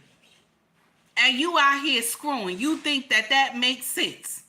Damn it. You think it makes sense. And this is the nonsense that the fake sisterhood upholds. Oh, girl, it's okay. You was lonely and this and that. And I know you needed somebody and all this other stuff like that. No, bitch. No, bitch. No, you nasty. No, you nasty. Yes, Ellis. That's right. Yup, you're nasty. No, that's what it is. Now you come to social media and tell us what? What you tell us? What you tell us? I'm lonely. I'm lonely. Yes, Martin. She was lonely. Yeah, I'm lonely. I'm lonely. I need somebody. I'm lonely. Nobody give two shits. You married this man and know he was in the service. Okay? Know that he was fighting for the country. And you out here passing the pussy like a collection plate. Okay? That's the thing that make me mad. You're out here passing the pussy like it's a collection plate. Anybody can get it, damn it. I'm tired. This man out here trying to protect the country, and you out here giving his pussy away to everybody, huh? Everybody could get it. Everybody could get it. It's like the collection plate and shit. Everybody could get it. Now you come to social media crying to us. Bitch, I give two shits. Yes, I give two shits. Hold on. I give two shits. I give two shits. You passing the collection. You're passing a pussy like a collection plate. I give two shits. Now you want to come tell us, okay, that you cheated on your husband and you pregnant with his brother, baby. Damn it, that's nasty. That shit is nasty.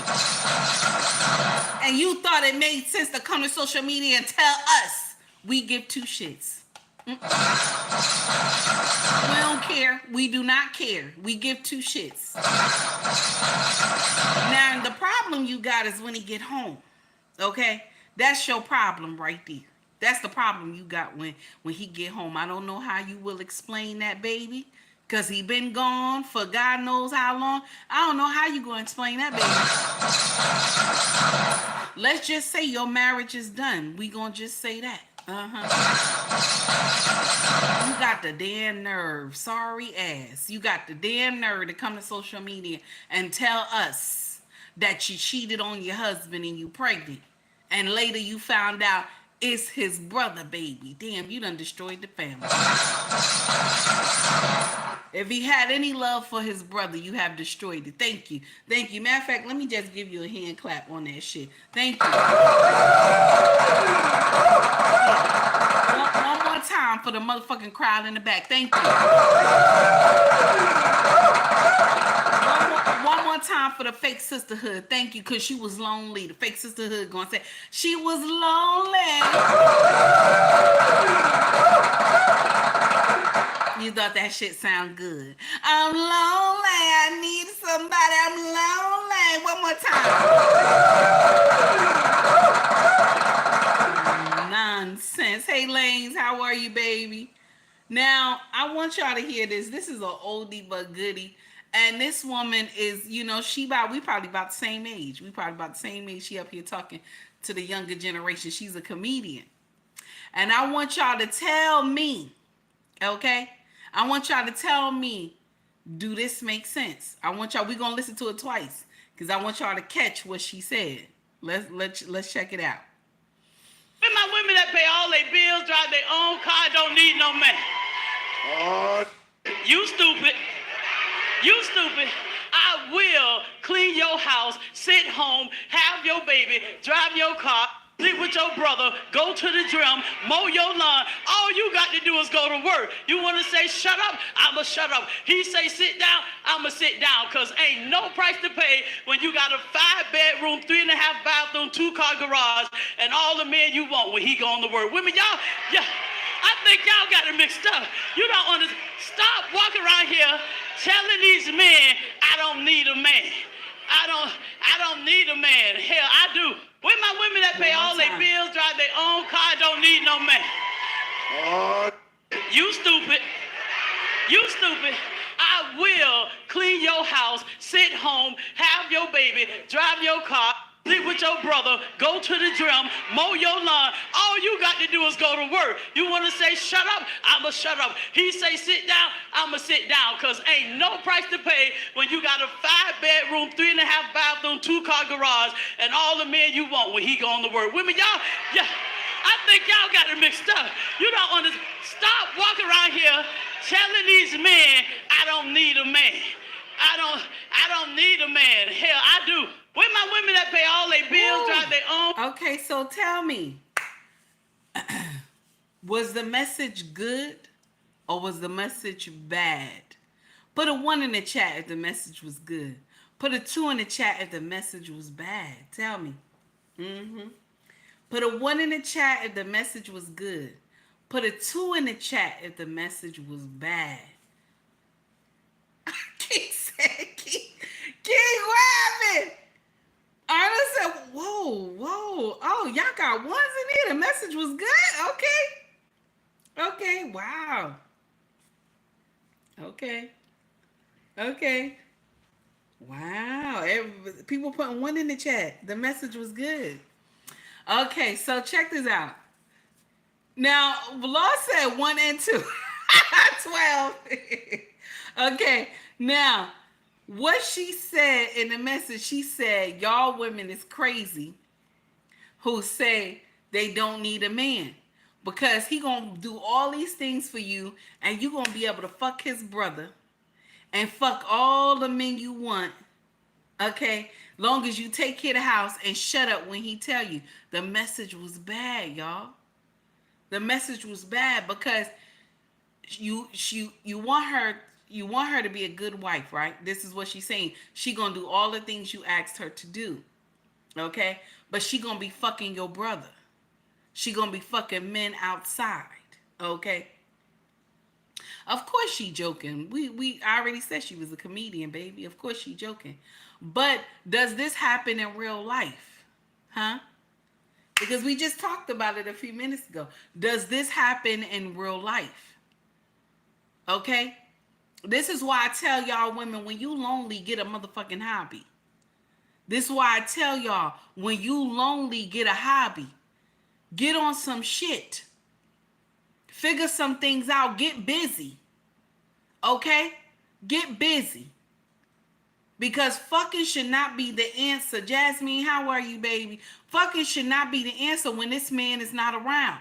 Because this is what you use. I'm lonely. And then you will decimate your family. There are so many women who have good husbands. And they will bring men that don't have no substance because he could blow your back out. You will bring a man that has no substance into your household when your husband is not there because he could blow your back out. He could lay it down. But I'm going to share something with you. Those men that can blow your back out and lay it down, that's their job. Their job is to be a professional fuck. Yes, that's his job. To professionally fuck you. That's his job. See, Pookie and Ray Ray, the jester, got to be good at fucking. He got to be good at fucking. Ain't nothing else he can do. He got to be good at fucking. Because he got to be able to fuck you out of the money that he need. Okay? So he got to be good at fucking. That's one thing he gonna be. He got to be good at blowing your back out. That's why it's easy for you to go and cheat on your husband who is a good man. And mind you, your husband want to screw you for a lifetime. He want to screw you for a lifetime. But this man just wants you for one night and help you destroy your home. And then y'all always forget crime or passion. You know what I'm saying? Y'all always forget that. You know. I was talking about a story a couple days ago. There was a young woman, 22. The man was 50 something years old. Okay? And he was screwing this young girl, 22. Well, not young, but she's an adult. He's screwing her. He married. Okay? He told her mother, mind you, the mother knows she's screwing somebody's husband. The mother ain't shit, okay? She know her daughter is screwing somebody's husband. This man called the mother and say, tell your daughter not to be calling my wife. Don't call my wife ever again and tell my wife nonsense like that. Now, is the husband wrong for cheating on his wife? Yes, he is. He's wrong. But does the woman play a part in it? The 22-year-old, she does. You knew he was married. Why are you screwing a married man? You know, married men become more enticing when they're married in a relationship.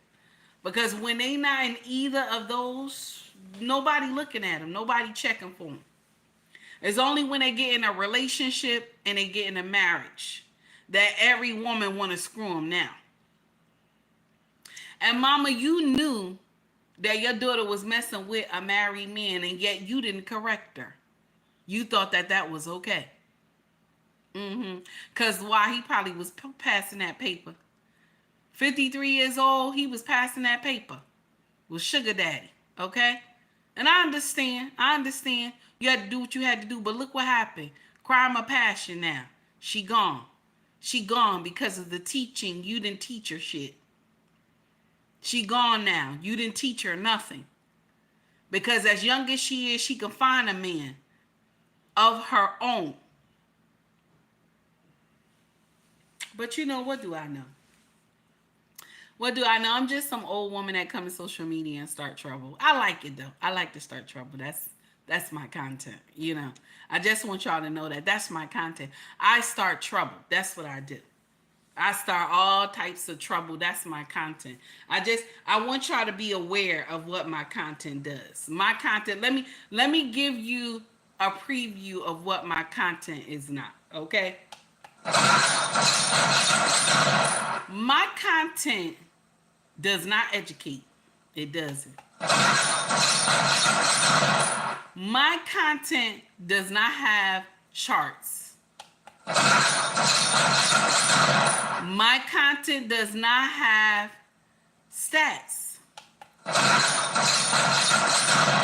I get in this bitch and I turn on my camera. And I talk shit. I make up a title, I put it up there, and I run my motherfucking mouth. That's what I do. That's my content. And I curse. I curse a lot. That's my content. I be trying to do better, but sometimes it's hard because the content that I have be crazy, and I don't have no choice but to start screaming. Okay, so that's what I do. That's my content. That's my content. Okay. I just want you to know. And a lot of people who used to rock with me, they just fell away from me because they don't like me. They don't like the way I talk to people. So they immediately say, you know, mean things about me in hidden places and shit. And I just want to say to all of them, I don't give a fuck. I don't care. Yeah, I don't care. I give two shits. And then people say, well, take heed, you petty. I am.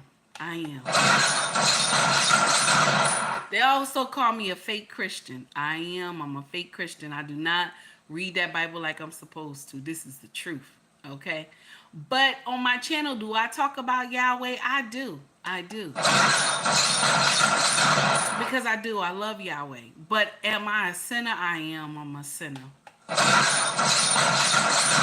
Have I done bull crap? Yes, I have. I have. I've done nonsense. Yes. But the things that I see in the church, I don't like it. So I can't sit there. I'm a truth teller and a troublemaker. So I can't do it. Okay, I can't do it. And I want to share something with you. When y'all say that I am, okay, when you get up here and you say, oh, all you do is, you know, this is what you do. This is what you do. You're a clout chaser, okay? They say, you're a clout chaser. Okay, they tell me, okay, you're a troublemaker, all this other stuff, okay? You tell me all these things, okay? But I want to share something with you. Stop saying I'm a clout chaser. I feel bad when you say I'm a clout chaser. I do. I feel bad. Because I'm a motherfucking troublemaker. That's what I am. I'm a troublemaker in this bitch. That's what I am. I'm not mad that you call me anything else, but I'm a troublemaker. That's what I am. Okay? And any other name that you want to call me, you know, because y'all be calling me silly from the color purple, pick me, y'all call me pick me, you know, all these other names and stuff like that. Martin just put in here, pick Misha, y'all call me all that other stuff, everything like that and everything. But I'm going to share something with you. I have been picked already a long time ago. The person who married me know that I'm a troublemaker already. That's why he sent me up here to start trouble with y'all. He already know I'm a troublemaker. See, after I start trouble with y'all, I ain't gonna have no problems for him. See? It's a win-win situation for my husband. It's a win-win.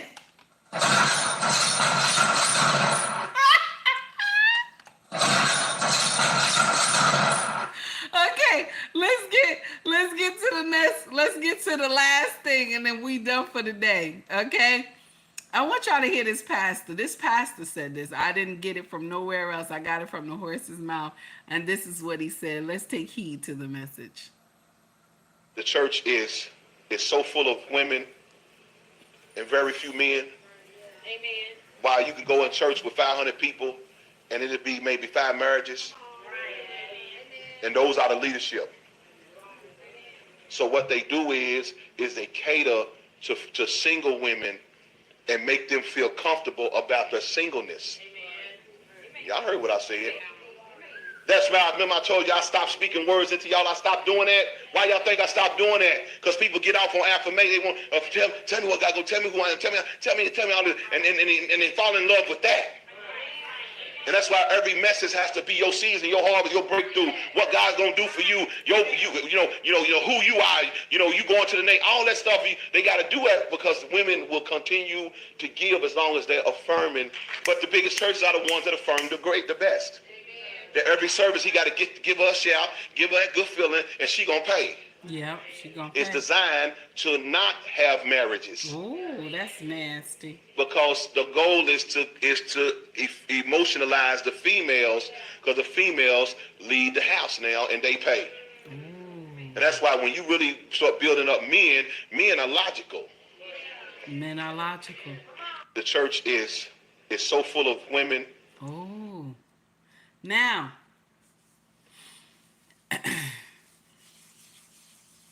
I want y'all to hear something else. We're going to still jump on that, but I want y'all to hear something else. Because another pastor had jumped in and he said this. And a lot of women don't understand this part when you're married. A lot of women don't understand this. And this is why it's hard for y'all to stay married. Because you don't know how to talk to the king in him. You don't know how to speak to him and talk to the king and say, this is what you are. Okay? Check this out. It's better to be on a housetop than to be in the house with a brawling woman. That's in the Bible. So if you want the man to come to church, be kind to him and start talking to him. Baby, I can't wait to see you give God glory. Oh, I can't wait to take you to the men's meeting. I don't care if he ain't came all year. Keep saying it. Because whatsoever ye sow, that shall you also reap. You ought to come home with a brand new, so I bought you a suit just for church. And then when you come in, because he's the priest of your house, whether y'all go to church together or not, praise your priest.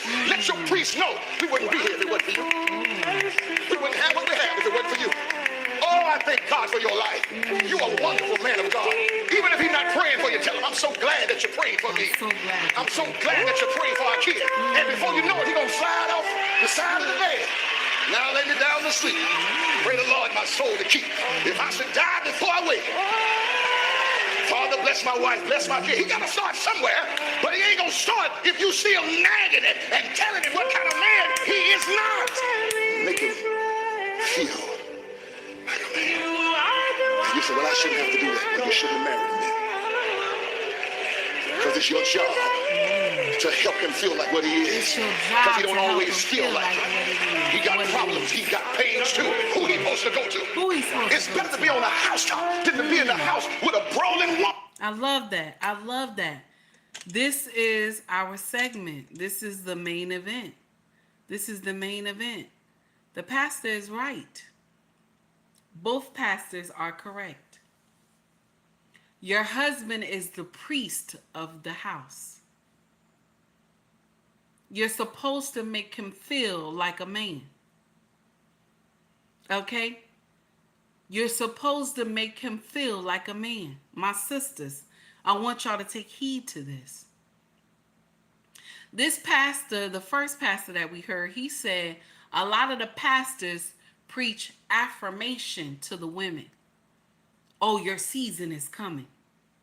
Your blessing is coming. That business is coming. That job is coming. Do you understand? This is what they preach to our sisters. Okay? This is what they preach to our sisters. Your blessing is coming. This is coming, but there is no accountability given to our sisters. They will continue to have babies outside, but they'll come to church and say, God, forgive me for the sin that I have committed. Mind you, there's no man around. There's just children. Okay? Sister Lisa started with one child coming to the church. And now all of a sudden she got 3, but there's no husband. Pastor ain't say nothing to her. None of the congregation has said nothing to her. Because why? We go into scripture, judge ye not, and ye shall not be judged. Who is without sin, cast the first stone. Because that's how we do. That's how we do in the melanated churches. We don't hold our sisters accountable. We don't give correction when it's needed. Because now if you give correction, nobody's going to donate to the church.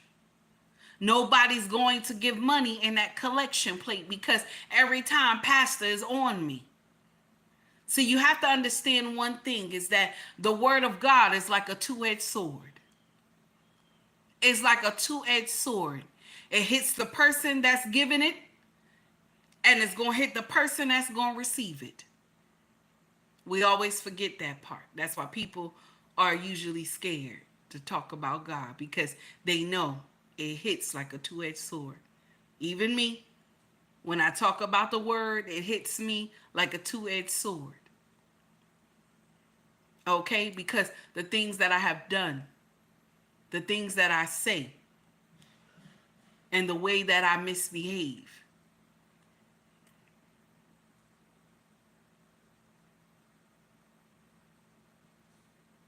Your husband is the priest of your home. In the natural order, pastor is not there. Pastor is not there. The natural order, it is Yahweh, your husband, you, and the children. That's the natural order. The pastor is not there. This is the problem here. This is the problem here. Hey, Corey Joe, good morning. It's good to see you. That's the problem right there. Because now, see, what happens is the women who are not married, that's in the churches, you know who they look to as their spiritual guide and their husband? They look to the pastor. Mind you, pastor married. Okay? Pastor married already. He got a family. Okay? But the sisters look to the pastor as their husband. All those women. Because they quick to tell you, well, my pastor ain't say it. Well, my pastor didn't say I could do it. Well, my pastor... Your husband is supposed to be the priest of your home. You supposed to say, my husband didn't say it. Well, my husband didn't say it. Anybody, you always hear me, I always say, my husband didn't say it. My husband told me no. My husband said I can't go. Because why? Why do I always talk about my husband? Why do I always talk about my husband? Do you think I respect him? Do you think I have my husband on a pedestal in my mind? Do you think no other man on earth come before my husband?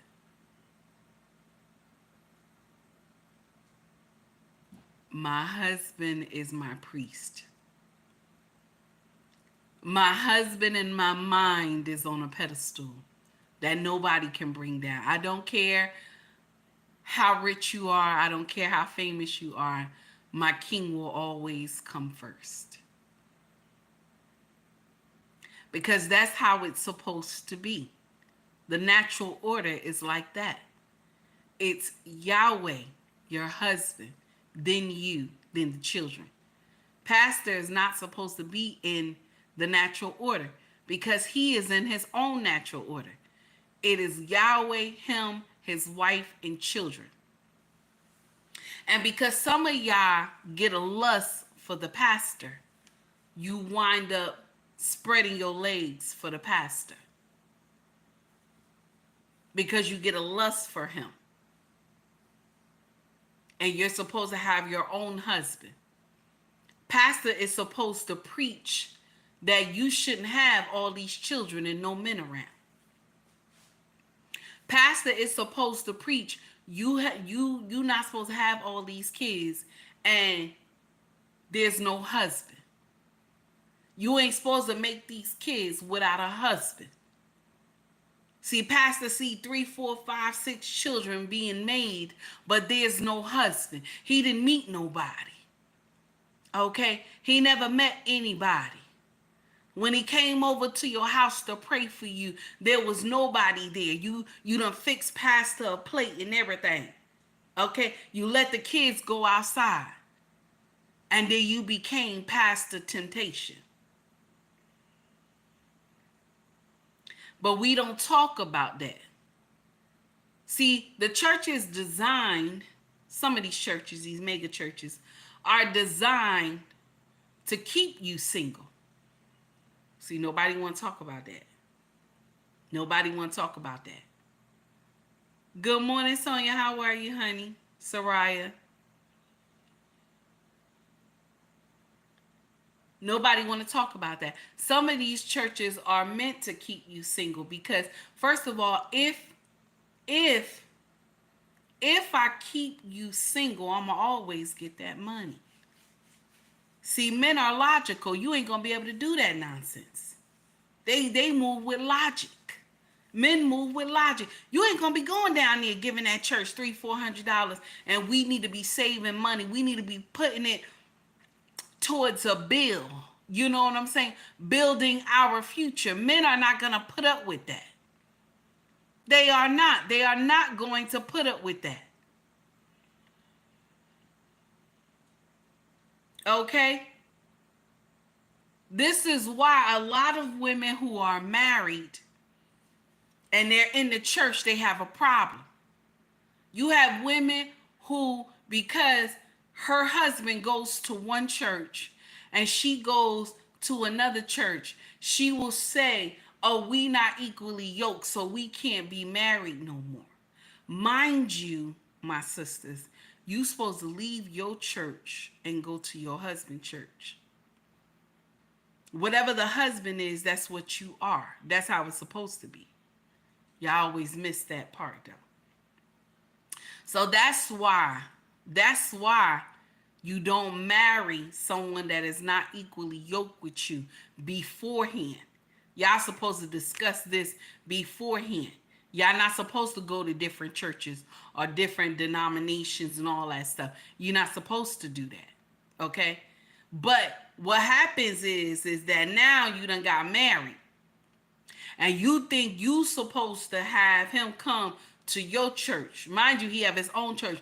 You are supposed to leave your church and go to his church. Now, if he doesn't attend church at all, and it's only you going to the church, then you just supposed to continue to pray for him. That's all you supposed to do. Just continue to pray for him that he will come someday to the church. But you're not supposed to disgrace him or make him feel some type of way. He's still the priest in the home. He's still your husband. See, when you get out here and disrespect him and get nasty with him and curse him out, because after y'all get out of church, y'all get indignant, okay? So after you done got out of church and now you want to talk to your husband or any kind of way, you sinning against God. When you get up here and tell him, well, since you ain't going to church, I can't give you this cookie. I can't give you what you want. That's a sin against God. You're sinning. You not cooking and cleaning for him because he not going to church. You're sinning against God. Thank you for subscribing, my dear.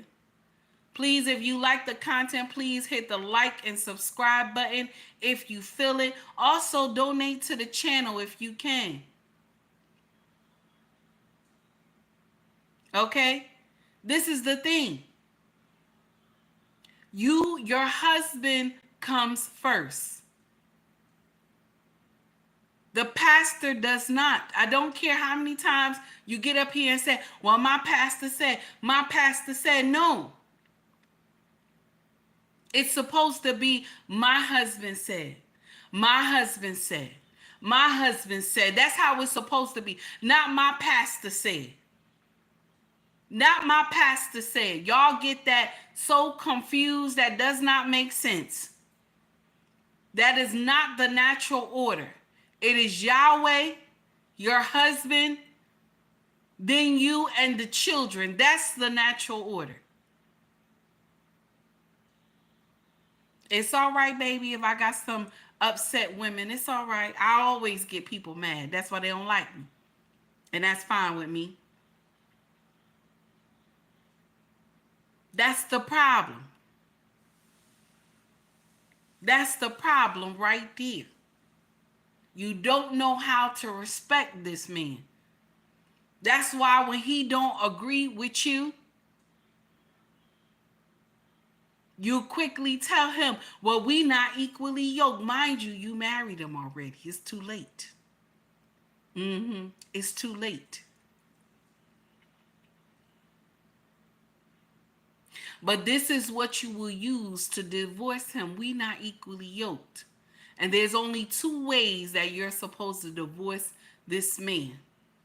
2 ways only that God said that this is okay. That is cheating and abandonment. That's it. Committing adultery, okay, and abandonment. That's only how.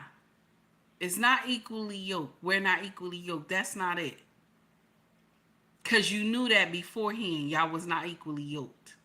But yet you still married him. That's your problem.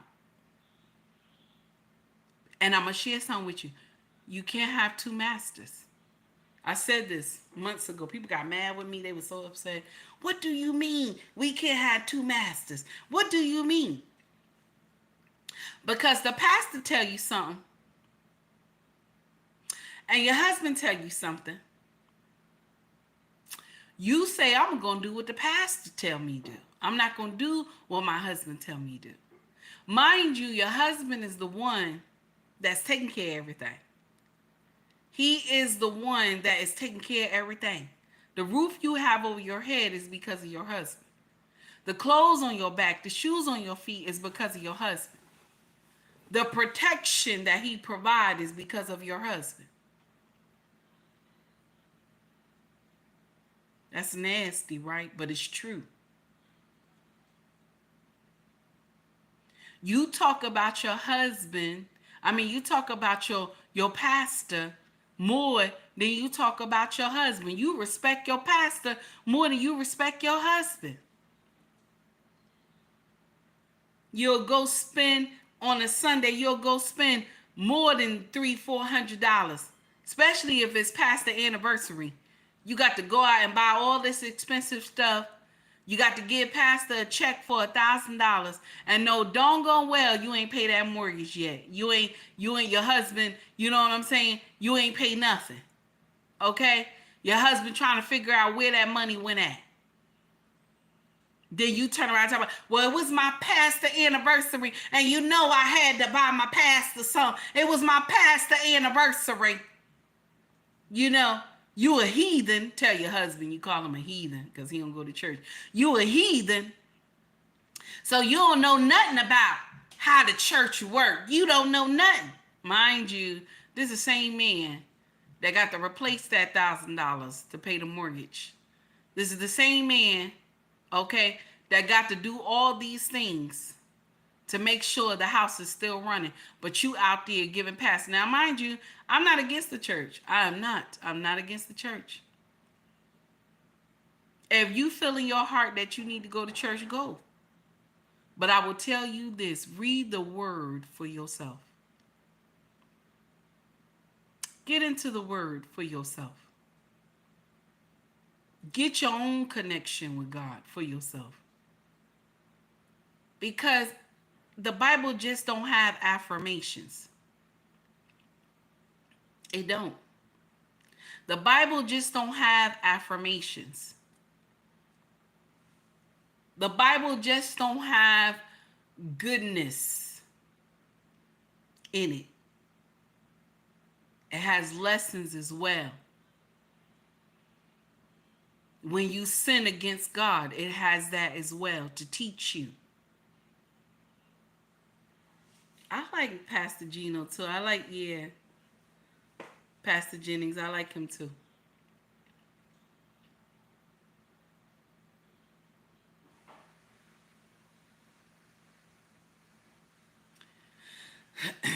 We don't know how to take care of our homes, but we will get up here and be kind and good to the pastor. We don't know how to be, I'm sorry I said that wrong. We don't know how to be good to our husbands. We only know how to be good to the pastor. Especially if your husband ain't going to church. You'll deprive him of his rights. You won't sleep with him because he not going to the church. You won't cook for him. You won't clean for him because he not going to the church. But what you're doing, you're committing sin. Because remember, God said, I made man in my own image. The closest thing that you will get here on earth to God is man. That's nasty, I know. I know you upset, but it's true. The closest image that you will get to God in this lifetime is the man that you sleep next to, your husband. He's made in God's image. I just want you to know that.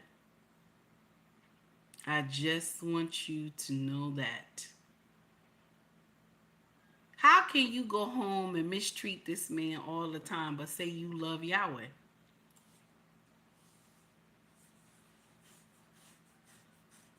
How can you mistreat your husband and say you love Yahweh?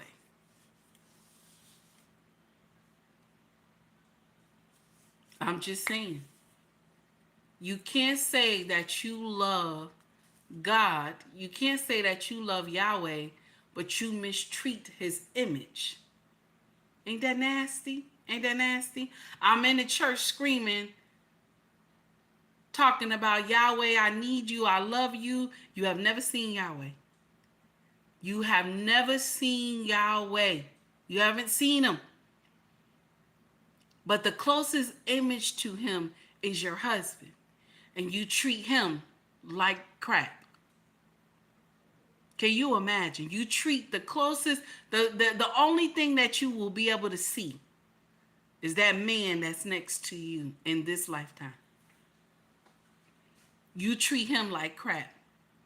Anything that he does, you're ready to jump on him. He hasn't been going to church. You're ready to disgrace him instead of you still being kind to him. Baby, I'm so happy you prayed for us. He'll look at you and say, what's she talking about? I'm so happy that you pray for us at night. She'll be like, what's going on? Why is she talking like that? Okay, honey, I love you. Okay, when you go to bed, you ain't got that Bible strapped to your chest and your nightgown closed tight like this. Okay? Because some of y'all women do that nonsense. You got your nightgown closed tight. He can't even touch you. Okay, Bible strapped to your chest. When y'all get in the bed, you in the bed and everything. You don't look nice at all. You got all this stuff in your hair looking crazy. Because you don't want him to touch you. You up there reading the Bible late in the midnight hour. When you know he wants some healing. And I'm going to share something with you. God mad with you because of that. Because you had all day to read that Bible. This is the time to commune now. It's communion time. Lock that door in your bedroom. It's communion time now. You think God is mad with you that you make love to your husband? You think God is mad at you if you make love to your husband? Nope. God ain't mad with you if you make love to your husband. Theo, what you doing in this chat? Oh my God, Theo, I ain't seen you in a long time. I've been sneaking over to your stuff too. How you doing?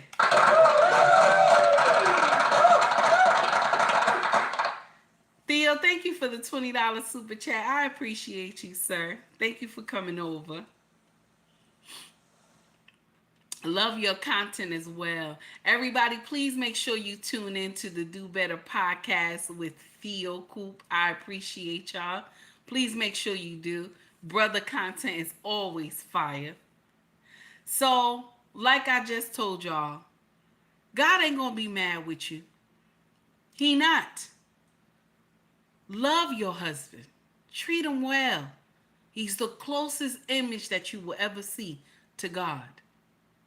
I'm just saying, you up here glorifying your pastor. You up here glorifying your pastor. And this is what leads to lust. Because you will lust over your pastor. There's a woman that I follow on my IG. And I remember she made a post and she said she calls her husband my Lord, right? Just like Sarah. She said, I call my husband my Lord. And she asked everybody, what do you call your husband? I said, I call my husband my king. And one woman wrote in and she said to me, why do you call him your king? I said, because that's the respect that I give my husband. When I come here to social media, I get up here, I joke with y'all, I play with y'all, I get indignant at times, but my husband is my top priority. I love this man, wholeheartedly. I love the way this man walked, the way he smelled, the way he talked. I love my chocolate honey. Baby, and we've been married going on 17 years, and I still love this man. All I'm saying is that stop looking for everybody outside. Be blessed with what you have on the inside. Stop comparing your husband to everybody else. Stop comparing your husband to your sister husband, your auntie husband, your cousin husband, your best friend husband. That's your husband. Big up your husband. Talk about your husband. I don't care where you work at. Encourage your husband.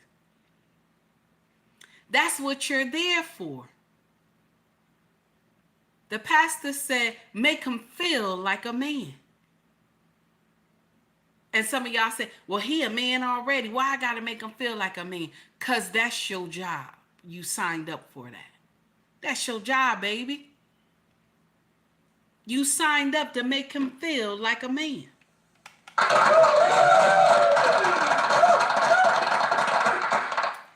Thank you, Lee, for the $5 super chat. Lee said, because they have been raised by single, independent mothers.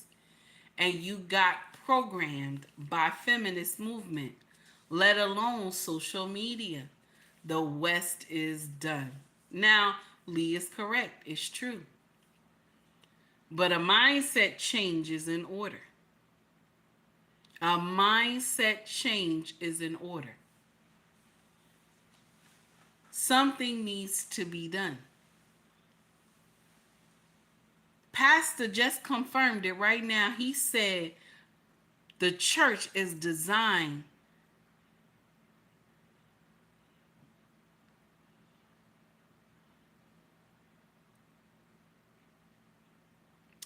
Pastor said the church is designed for single mothers.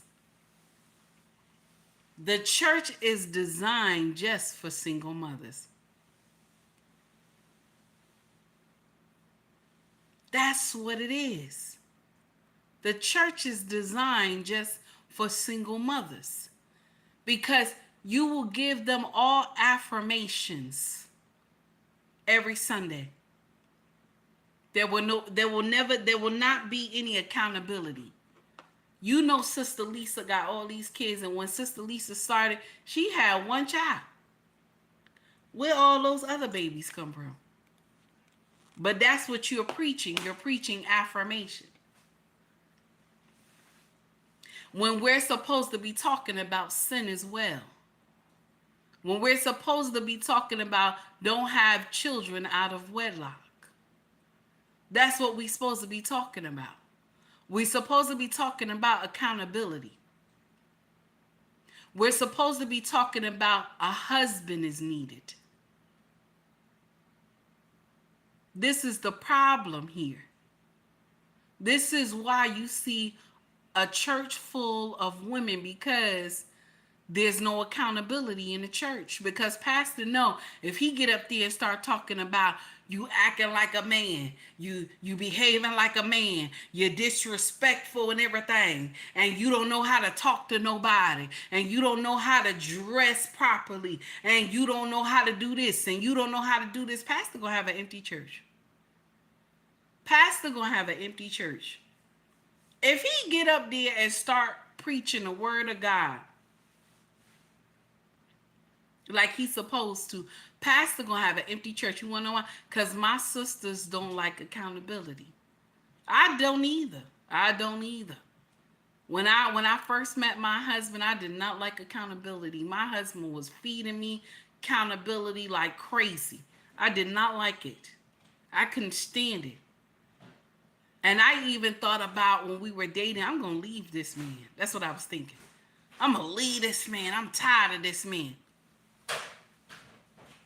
Okay? I'm tired of this man. I remember telling him when we were dating, I don't want to be in this relationship no more. And you know what he told me? Oh, you messed up. That's what he told me. You messed up. You got this all messed up. He said, I told you when we started dating that marriage is coming down the pipe. I told you that. We're getting married. I don't know what you're doing. That's what he told me. I don't know what you're doing, but we can marry. I said no. He said we're getting married. I'm not you're not gonna be my baby mama. We're getting married. Okay? This man was like, we're getting married and we're staying married.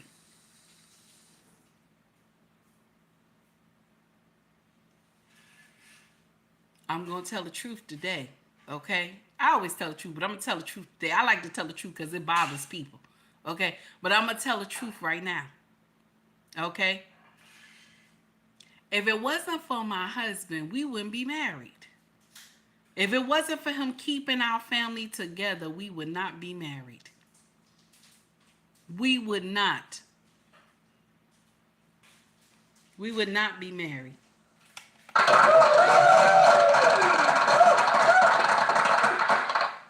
Now, Lee, for the $5 super chat, I appreciate you, sir. Lee says it's hard to change a generation of program. P.S. Keep up the good work, sis. Love your channel. I'll check you out. Thank you, my dear. I appreciate you. All I'm saying is that if my king did not put his foot down, we would not be married today. And the thing is that my heart and mind wanted to be led by him. I've never met a man that I wanted to follow. I was a baby mama. I told y'all. I was a baby mama. Whoever followed my content from the beginning, I was a baby mama. I was somebody's nightmare.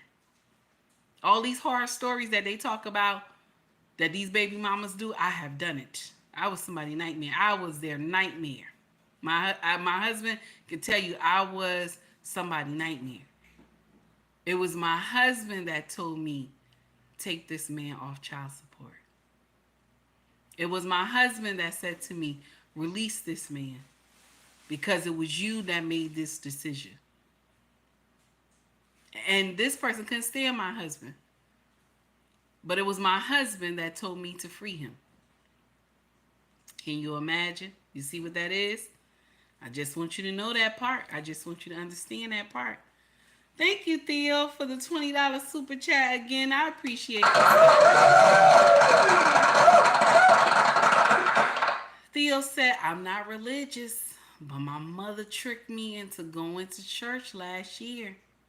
There was about 40 people attending, and only 5 were men. Ooh. And that included me, my brother, the pastor. It was all women and kids. It was odd. Yes, it's going to be like that, sir. It's going to be like that because the church pander to the single mother. They know Lisa ain't supposed to have that many children, but they continue to let Lisa have those kids and not say nothing. They know Lisa ain't supposed to have that many kids like that, but they will get up here and quote scripture, judge ye not, then ye shall not be judged, and who is without sin cast the first stone. And that's what they live by. But mind you, do we supposed to judge righteously?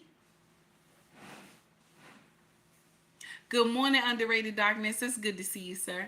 Are we supposed to judge righteously? Trey said, yeah, I wouldn't date a single mother. But if I did, she had the dad on child support, she would have to let that go. I don't support child support through the government. I hear you, Trey. And my king felt that way too. If it wasn't for my husband holding our family together, I would not know where I would be today. I always tell people that. It's my king.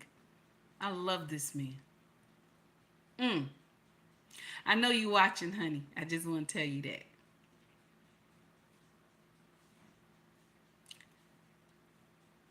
What you're supposed to do as a wife is you're supposed to understand that your husband is the priest of your household. You're supposed to love him and treat him kind. You're supposed to be good to him. You're supposed to be under him. I ain't say you gotta smother him and aggravate him like I do my husband. You know what I'm saying? I ain't saying you gotta do all that. But you're supposed to show him love while he's here. You're supposed to give him his flowers while he's here. Trey, I'm trying to say something. You gonna put something funny in the chat. Trey, be nice now. I don't know what's going on.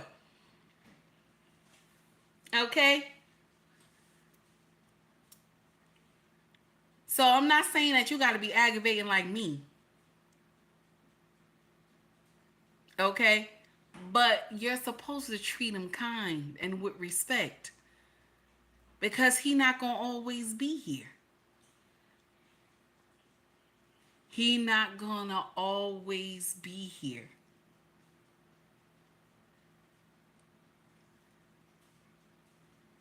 Enjoy him while he's here. Respect him. This is what I always tell y'all. Respect your husband.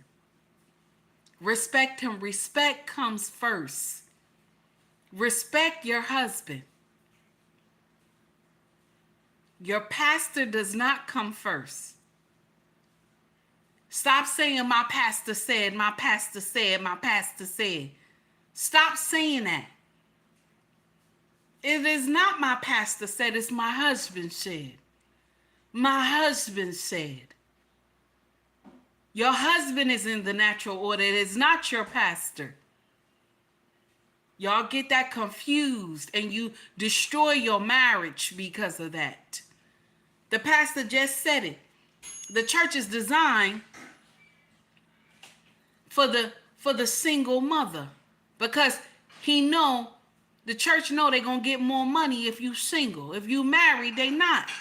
Because the husband gonna say you giving too much to the church. That's too much. We have other things to do. That money not gonna be allocated to the church. That's why pastor don't get up there and preach you should be married to Sister Lisa, to Sister Keisha, to Sister Angela. He don't preach that. He not gonna preach that, because if he preach that, he know that you gonna get married. You gonna put in your mind that you supposed to be married. Now, truth be told, you supposed to be married now. You're not designed to be the baby mama. That's not your calling. That's not your calling. Some of y'all will get out here and say, well, everybody ain't gonna get married, you know. And it's true, the Bible say everybody ain't supposed to get married. But I'm gonna share a little tidbit with you that y'all always forget. And everybody that follow me know I'm about to say this. If you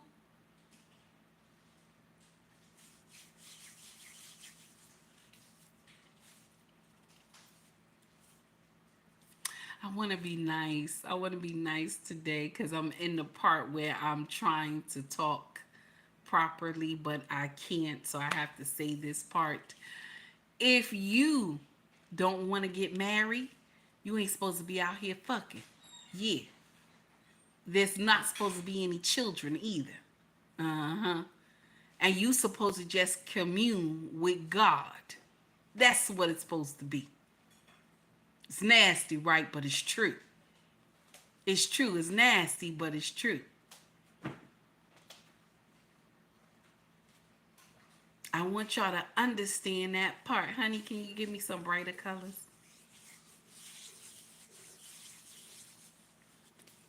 Honey, can you give me some brighter colors? Like the white and the blue. Sky blue.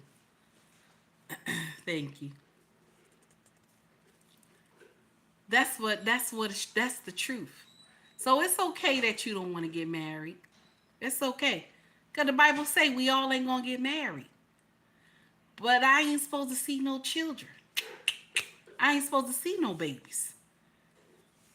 That's the truth. I ain't supposed to see no babies. And you ain't supposed to be fucking. Mm-hmm. Yeah. Because truth be told, fucking is for married people. That's why it's so good. That's why it's so good. That's why after you get finished doing it, you hold your chest. It hurt a little bit, you know, in a good way. After you finish, it hurt a little bit, you know, because that person, you know, you doing soul ties. Okay? You doing soul ties. When you making love to each other, this is a soul tie. You understand? That's why I feel so good. I know it ran over some of y'all heads. It's okay. I know it ran over some of y'all heads. It's all right. It's all right. It's all right, you know, but it is what it is. It is what it is. Okay? But I'll share this with you. My sisters, a mindset change needs to be done. If you're married, treat your husband with kindness. You want him to come to the church, learn how to talk to him. Talk to the king in him. Stop talking to the fool in him. Stop mistreating him. Because he is the priest in the house. He's the priest in the house. Just like you treat your pastor with respect, you supposed to treat your husband with respect as well.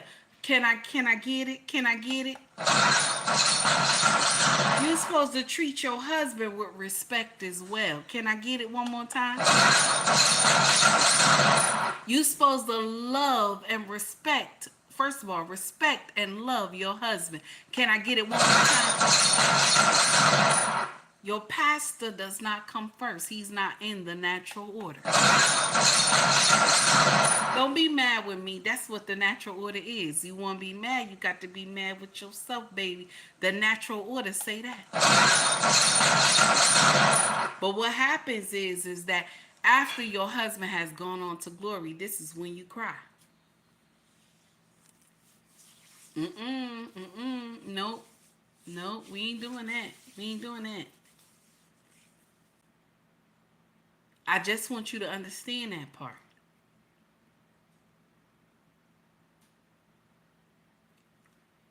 Respecting your husband is the key to every marriage. Y'all see how that woman who came out on social media, she's a content creator, she's married to a zaddy. Okay, she's a divester. Lady Nabal, how are you? So she married to a zaddy, okay? And she does not respect this man. She does not respect this man at all. She can't stand him. Okay? She came on social media, she disgraced him. Okay? She disgraced him on social media in front of everybody. Okay? She disgraced him in front of everybody, said what he is and what he is not, and broke this man in front of the world to see. That's why I said to y'all, if a woman loves you, you understand? She can disrespect you in private and in public. She loved this man. No doubt she doesn't love this man. I have no doubt in my mind she loved this man, but she doesn't respect him. She doesn't have a healthy fear of her husband. It's a lot of women like that. There's a lot of women like that. You can love him all you want, but you don't respect him. If you like the content, please like and subscribe to the channel. Also, donate if you can. I appreciate that.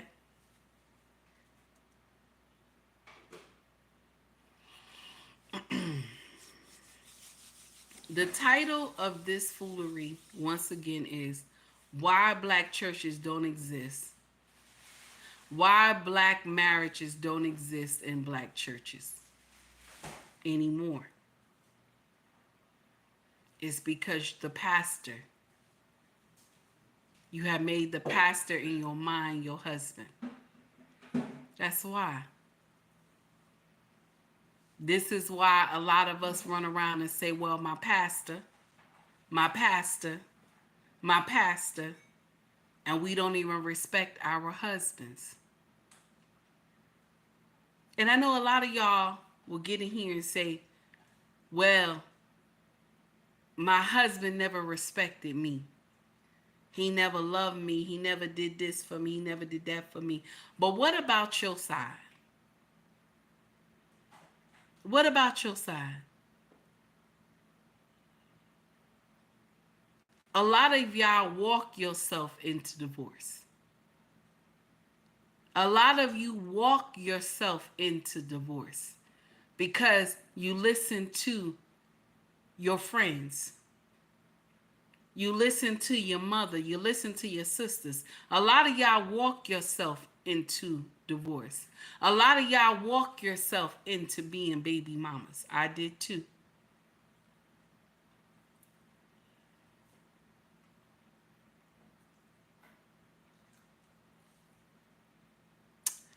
Everybody, Thank you for tuning into my channel called Take Heed to the Message. Thank you for showing up for me today. I greatly appreciate y'all. I wanted to show you this, okay? This right here is our fedoras. I don't know if you can see it well. Okay? This is our fedoras from our UBM Racks fashion line. Okay, one of them. Okay? Let me show you also the blue because I love this one. This is beautiful. Material is amazing.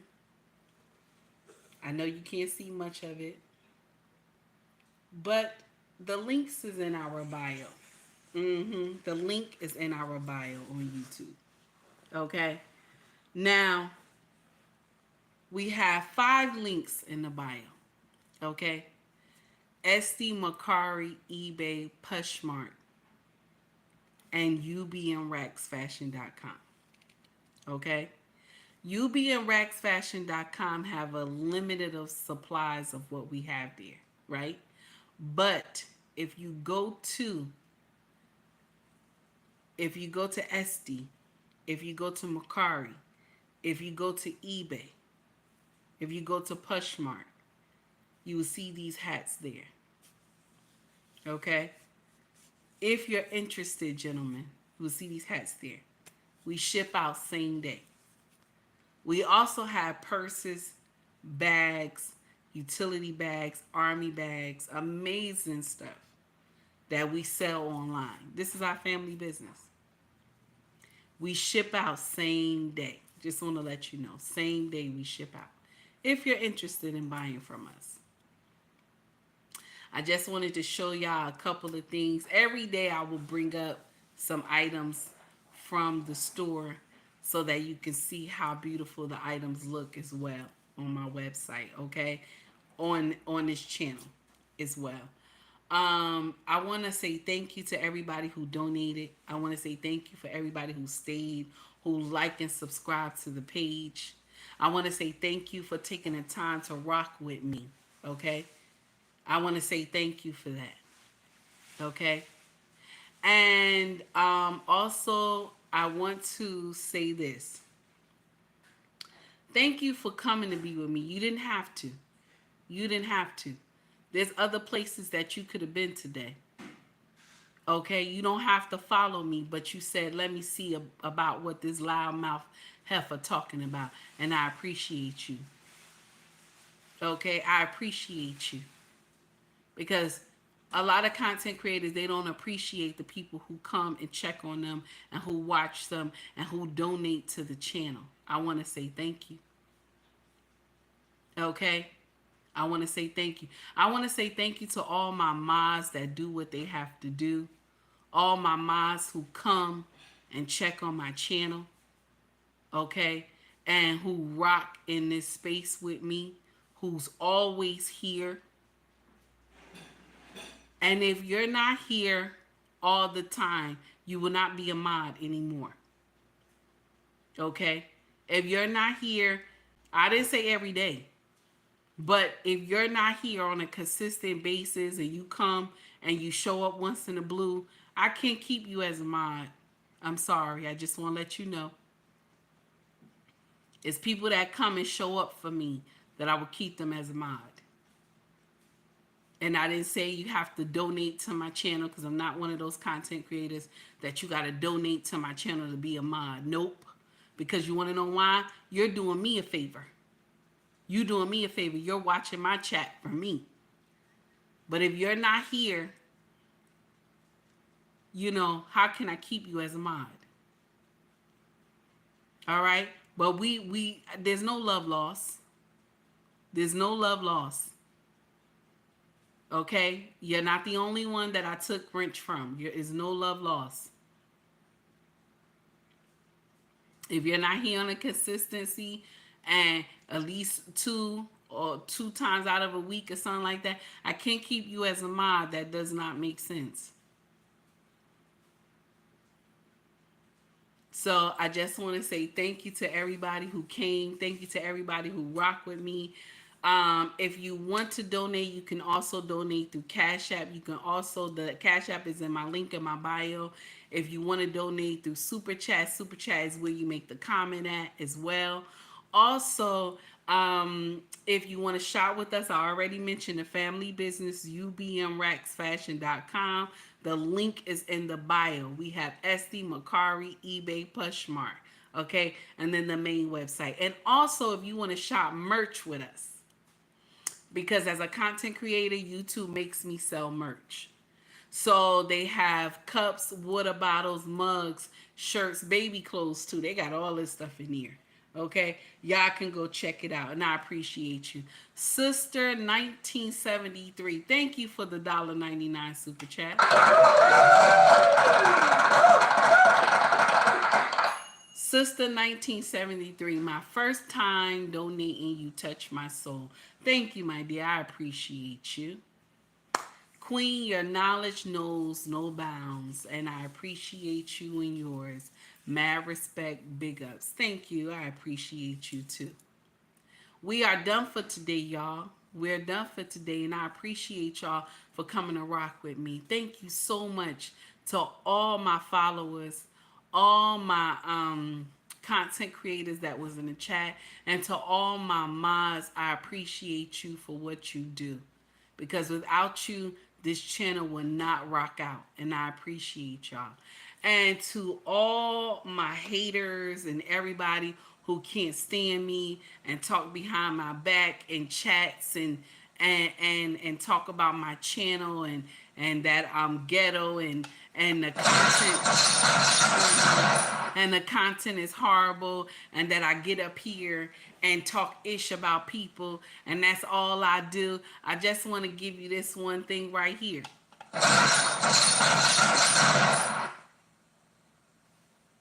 What you think I'm gonna say? What you think I'm gonna say? What you think I'm gonna say? One more time. What you think I'm gonna say? What you think I'm gonna say? One more time. I want to say it, but it's a Sunday. Let me be nice. I want to say it. But, for all my haters in the back, that can't stand me, but you smile up in my face, okay? I just want to know. I just want to let you know I see you. I see you. Listen, somebody said to me a long time ago, everybody can't be like Take Heed. This is true. Everybody can't be like me. You want to know why? Because I'm telling you the nitty gritty. I'm telling you the truth. I'm telling you the truth. I'm being myself. That's why everybody just resonating to me. Because I'm just being myself. If I was fake, it wouldn't work. It wouldn't work. If I be fake up here, y'all would catch me later in life and know that I've been faking it all the while. So I'm being myself. I'm being myself. So if you don't like my content, scroll the fuck up. That's what you do. Everybody take heed to the message. Much love to you all. Y'all be safe on this Sunday.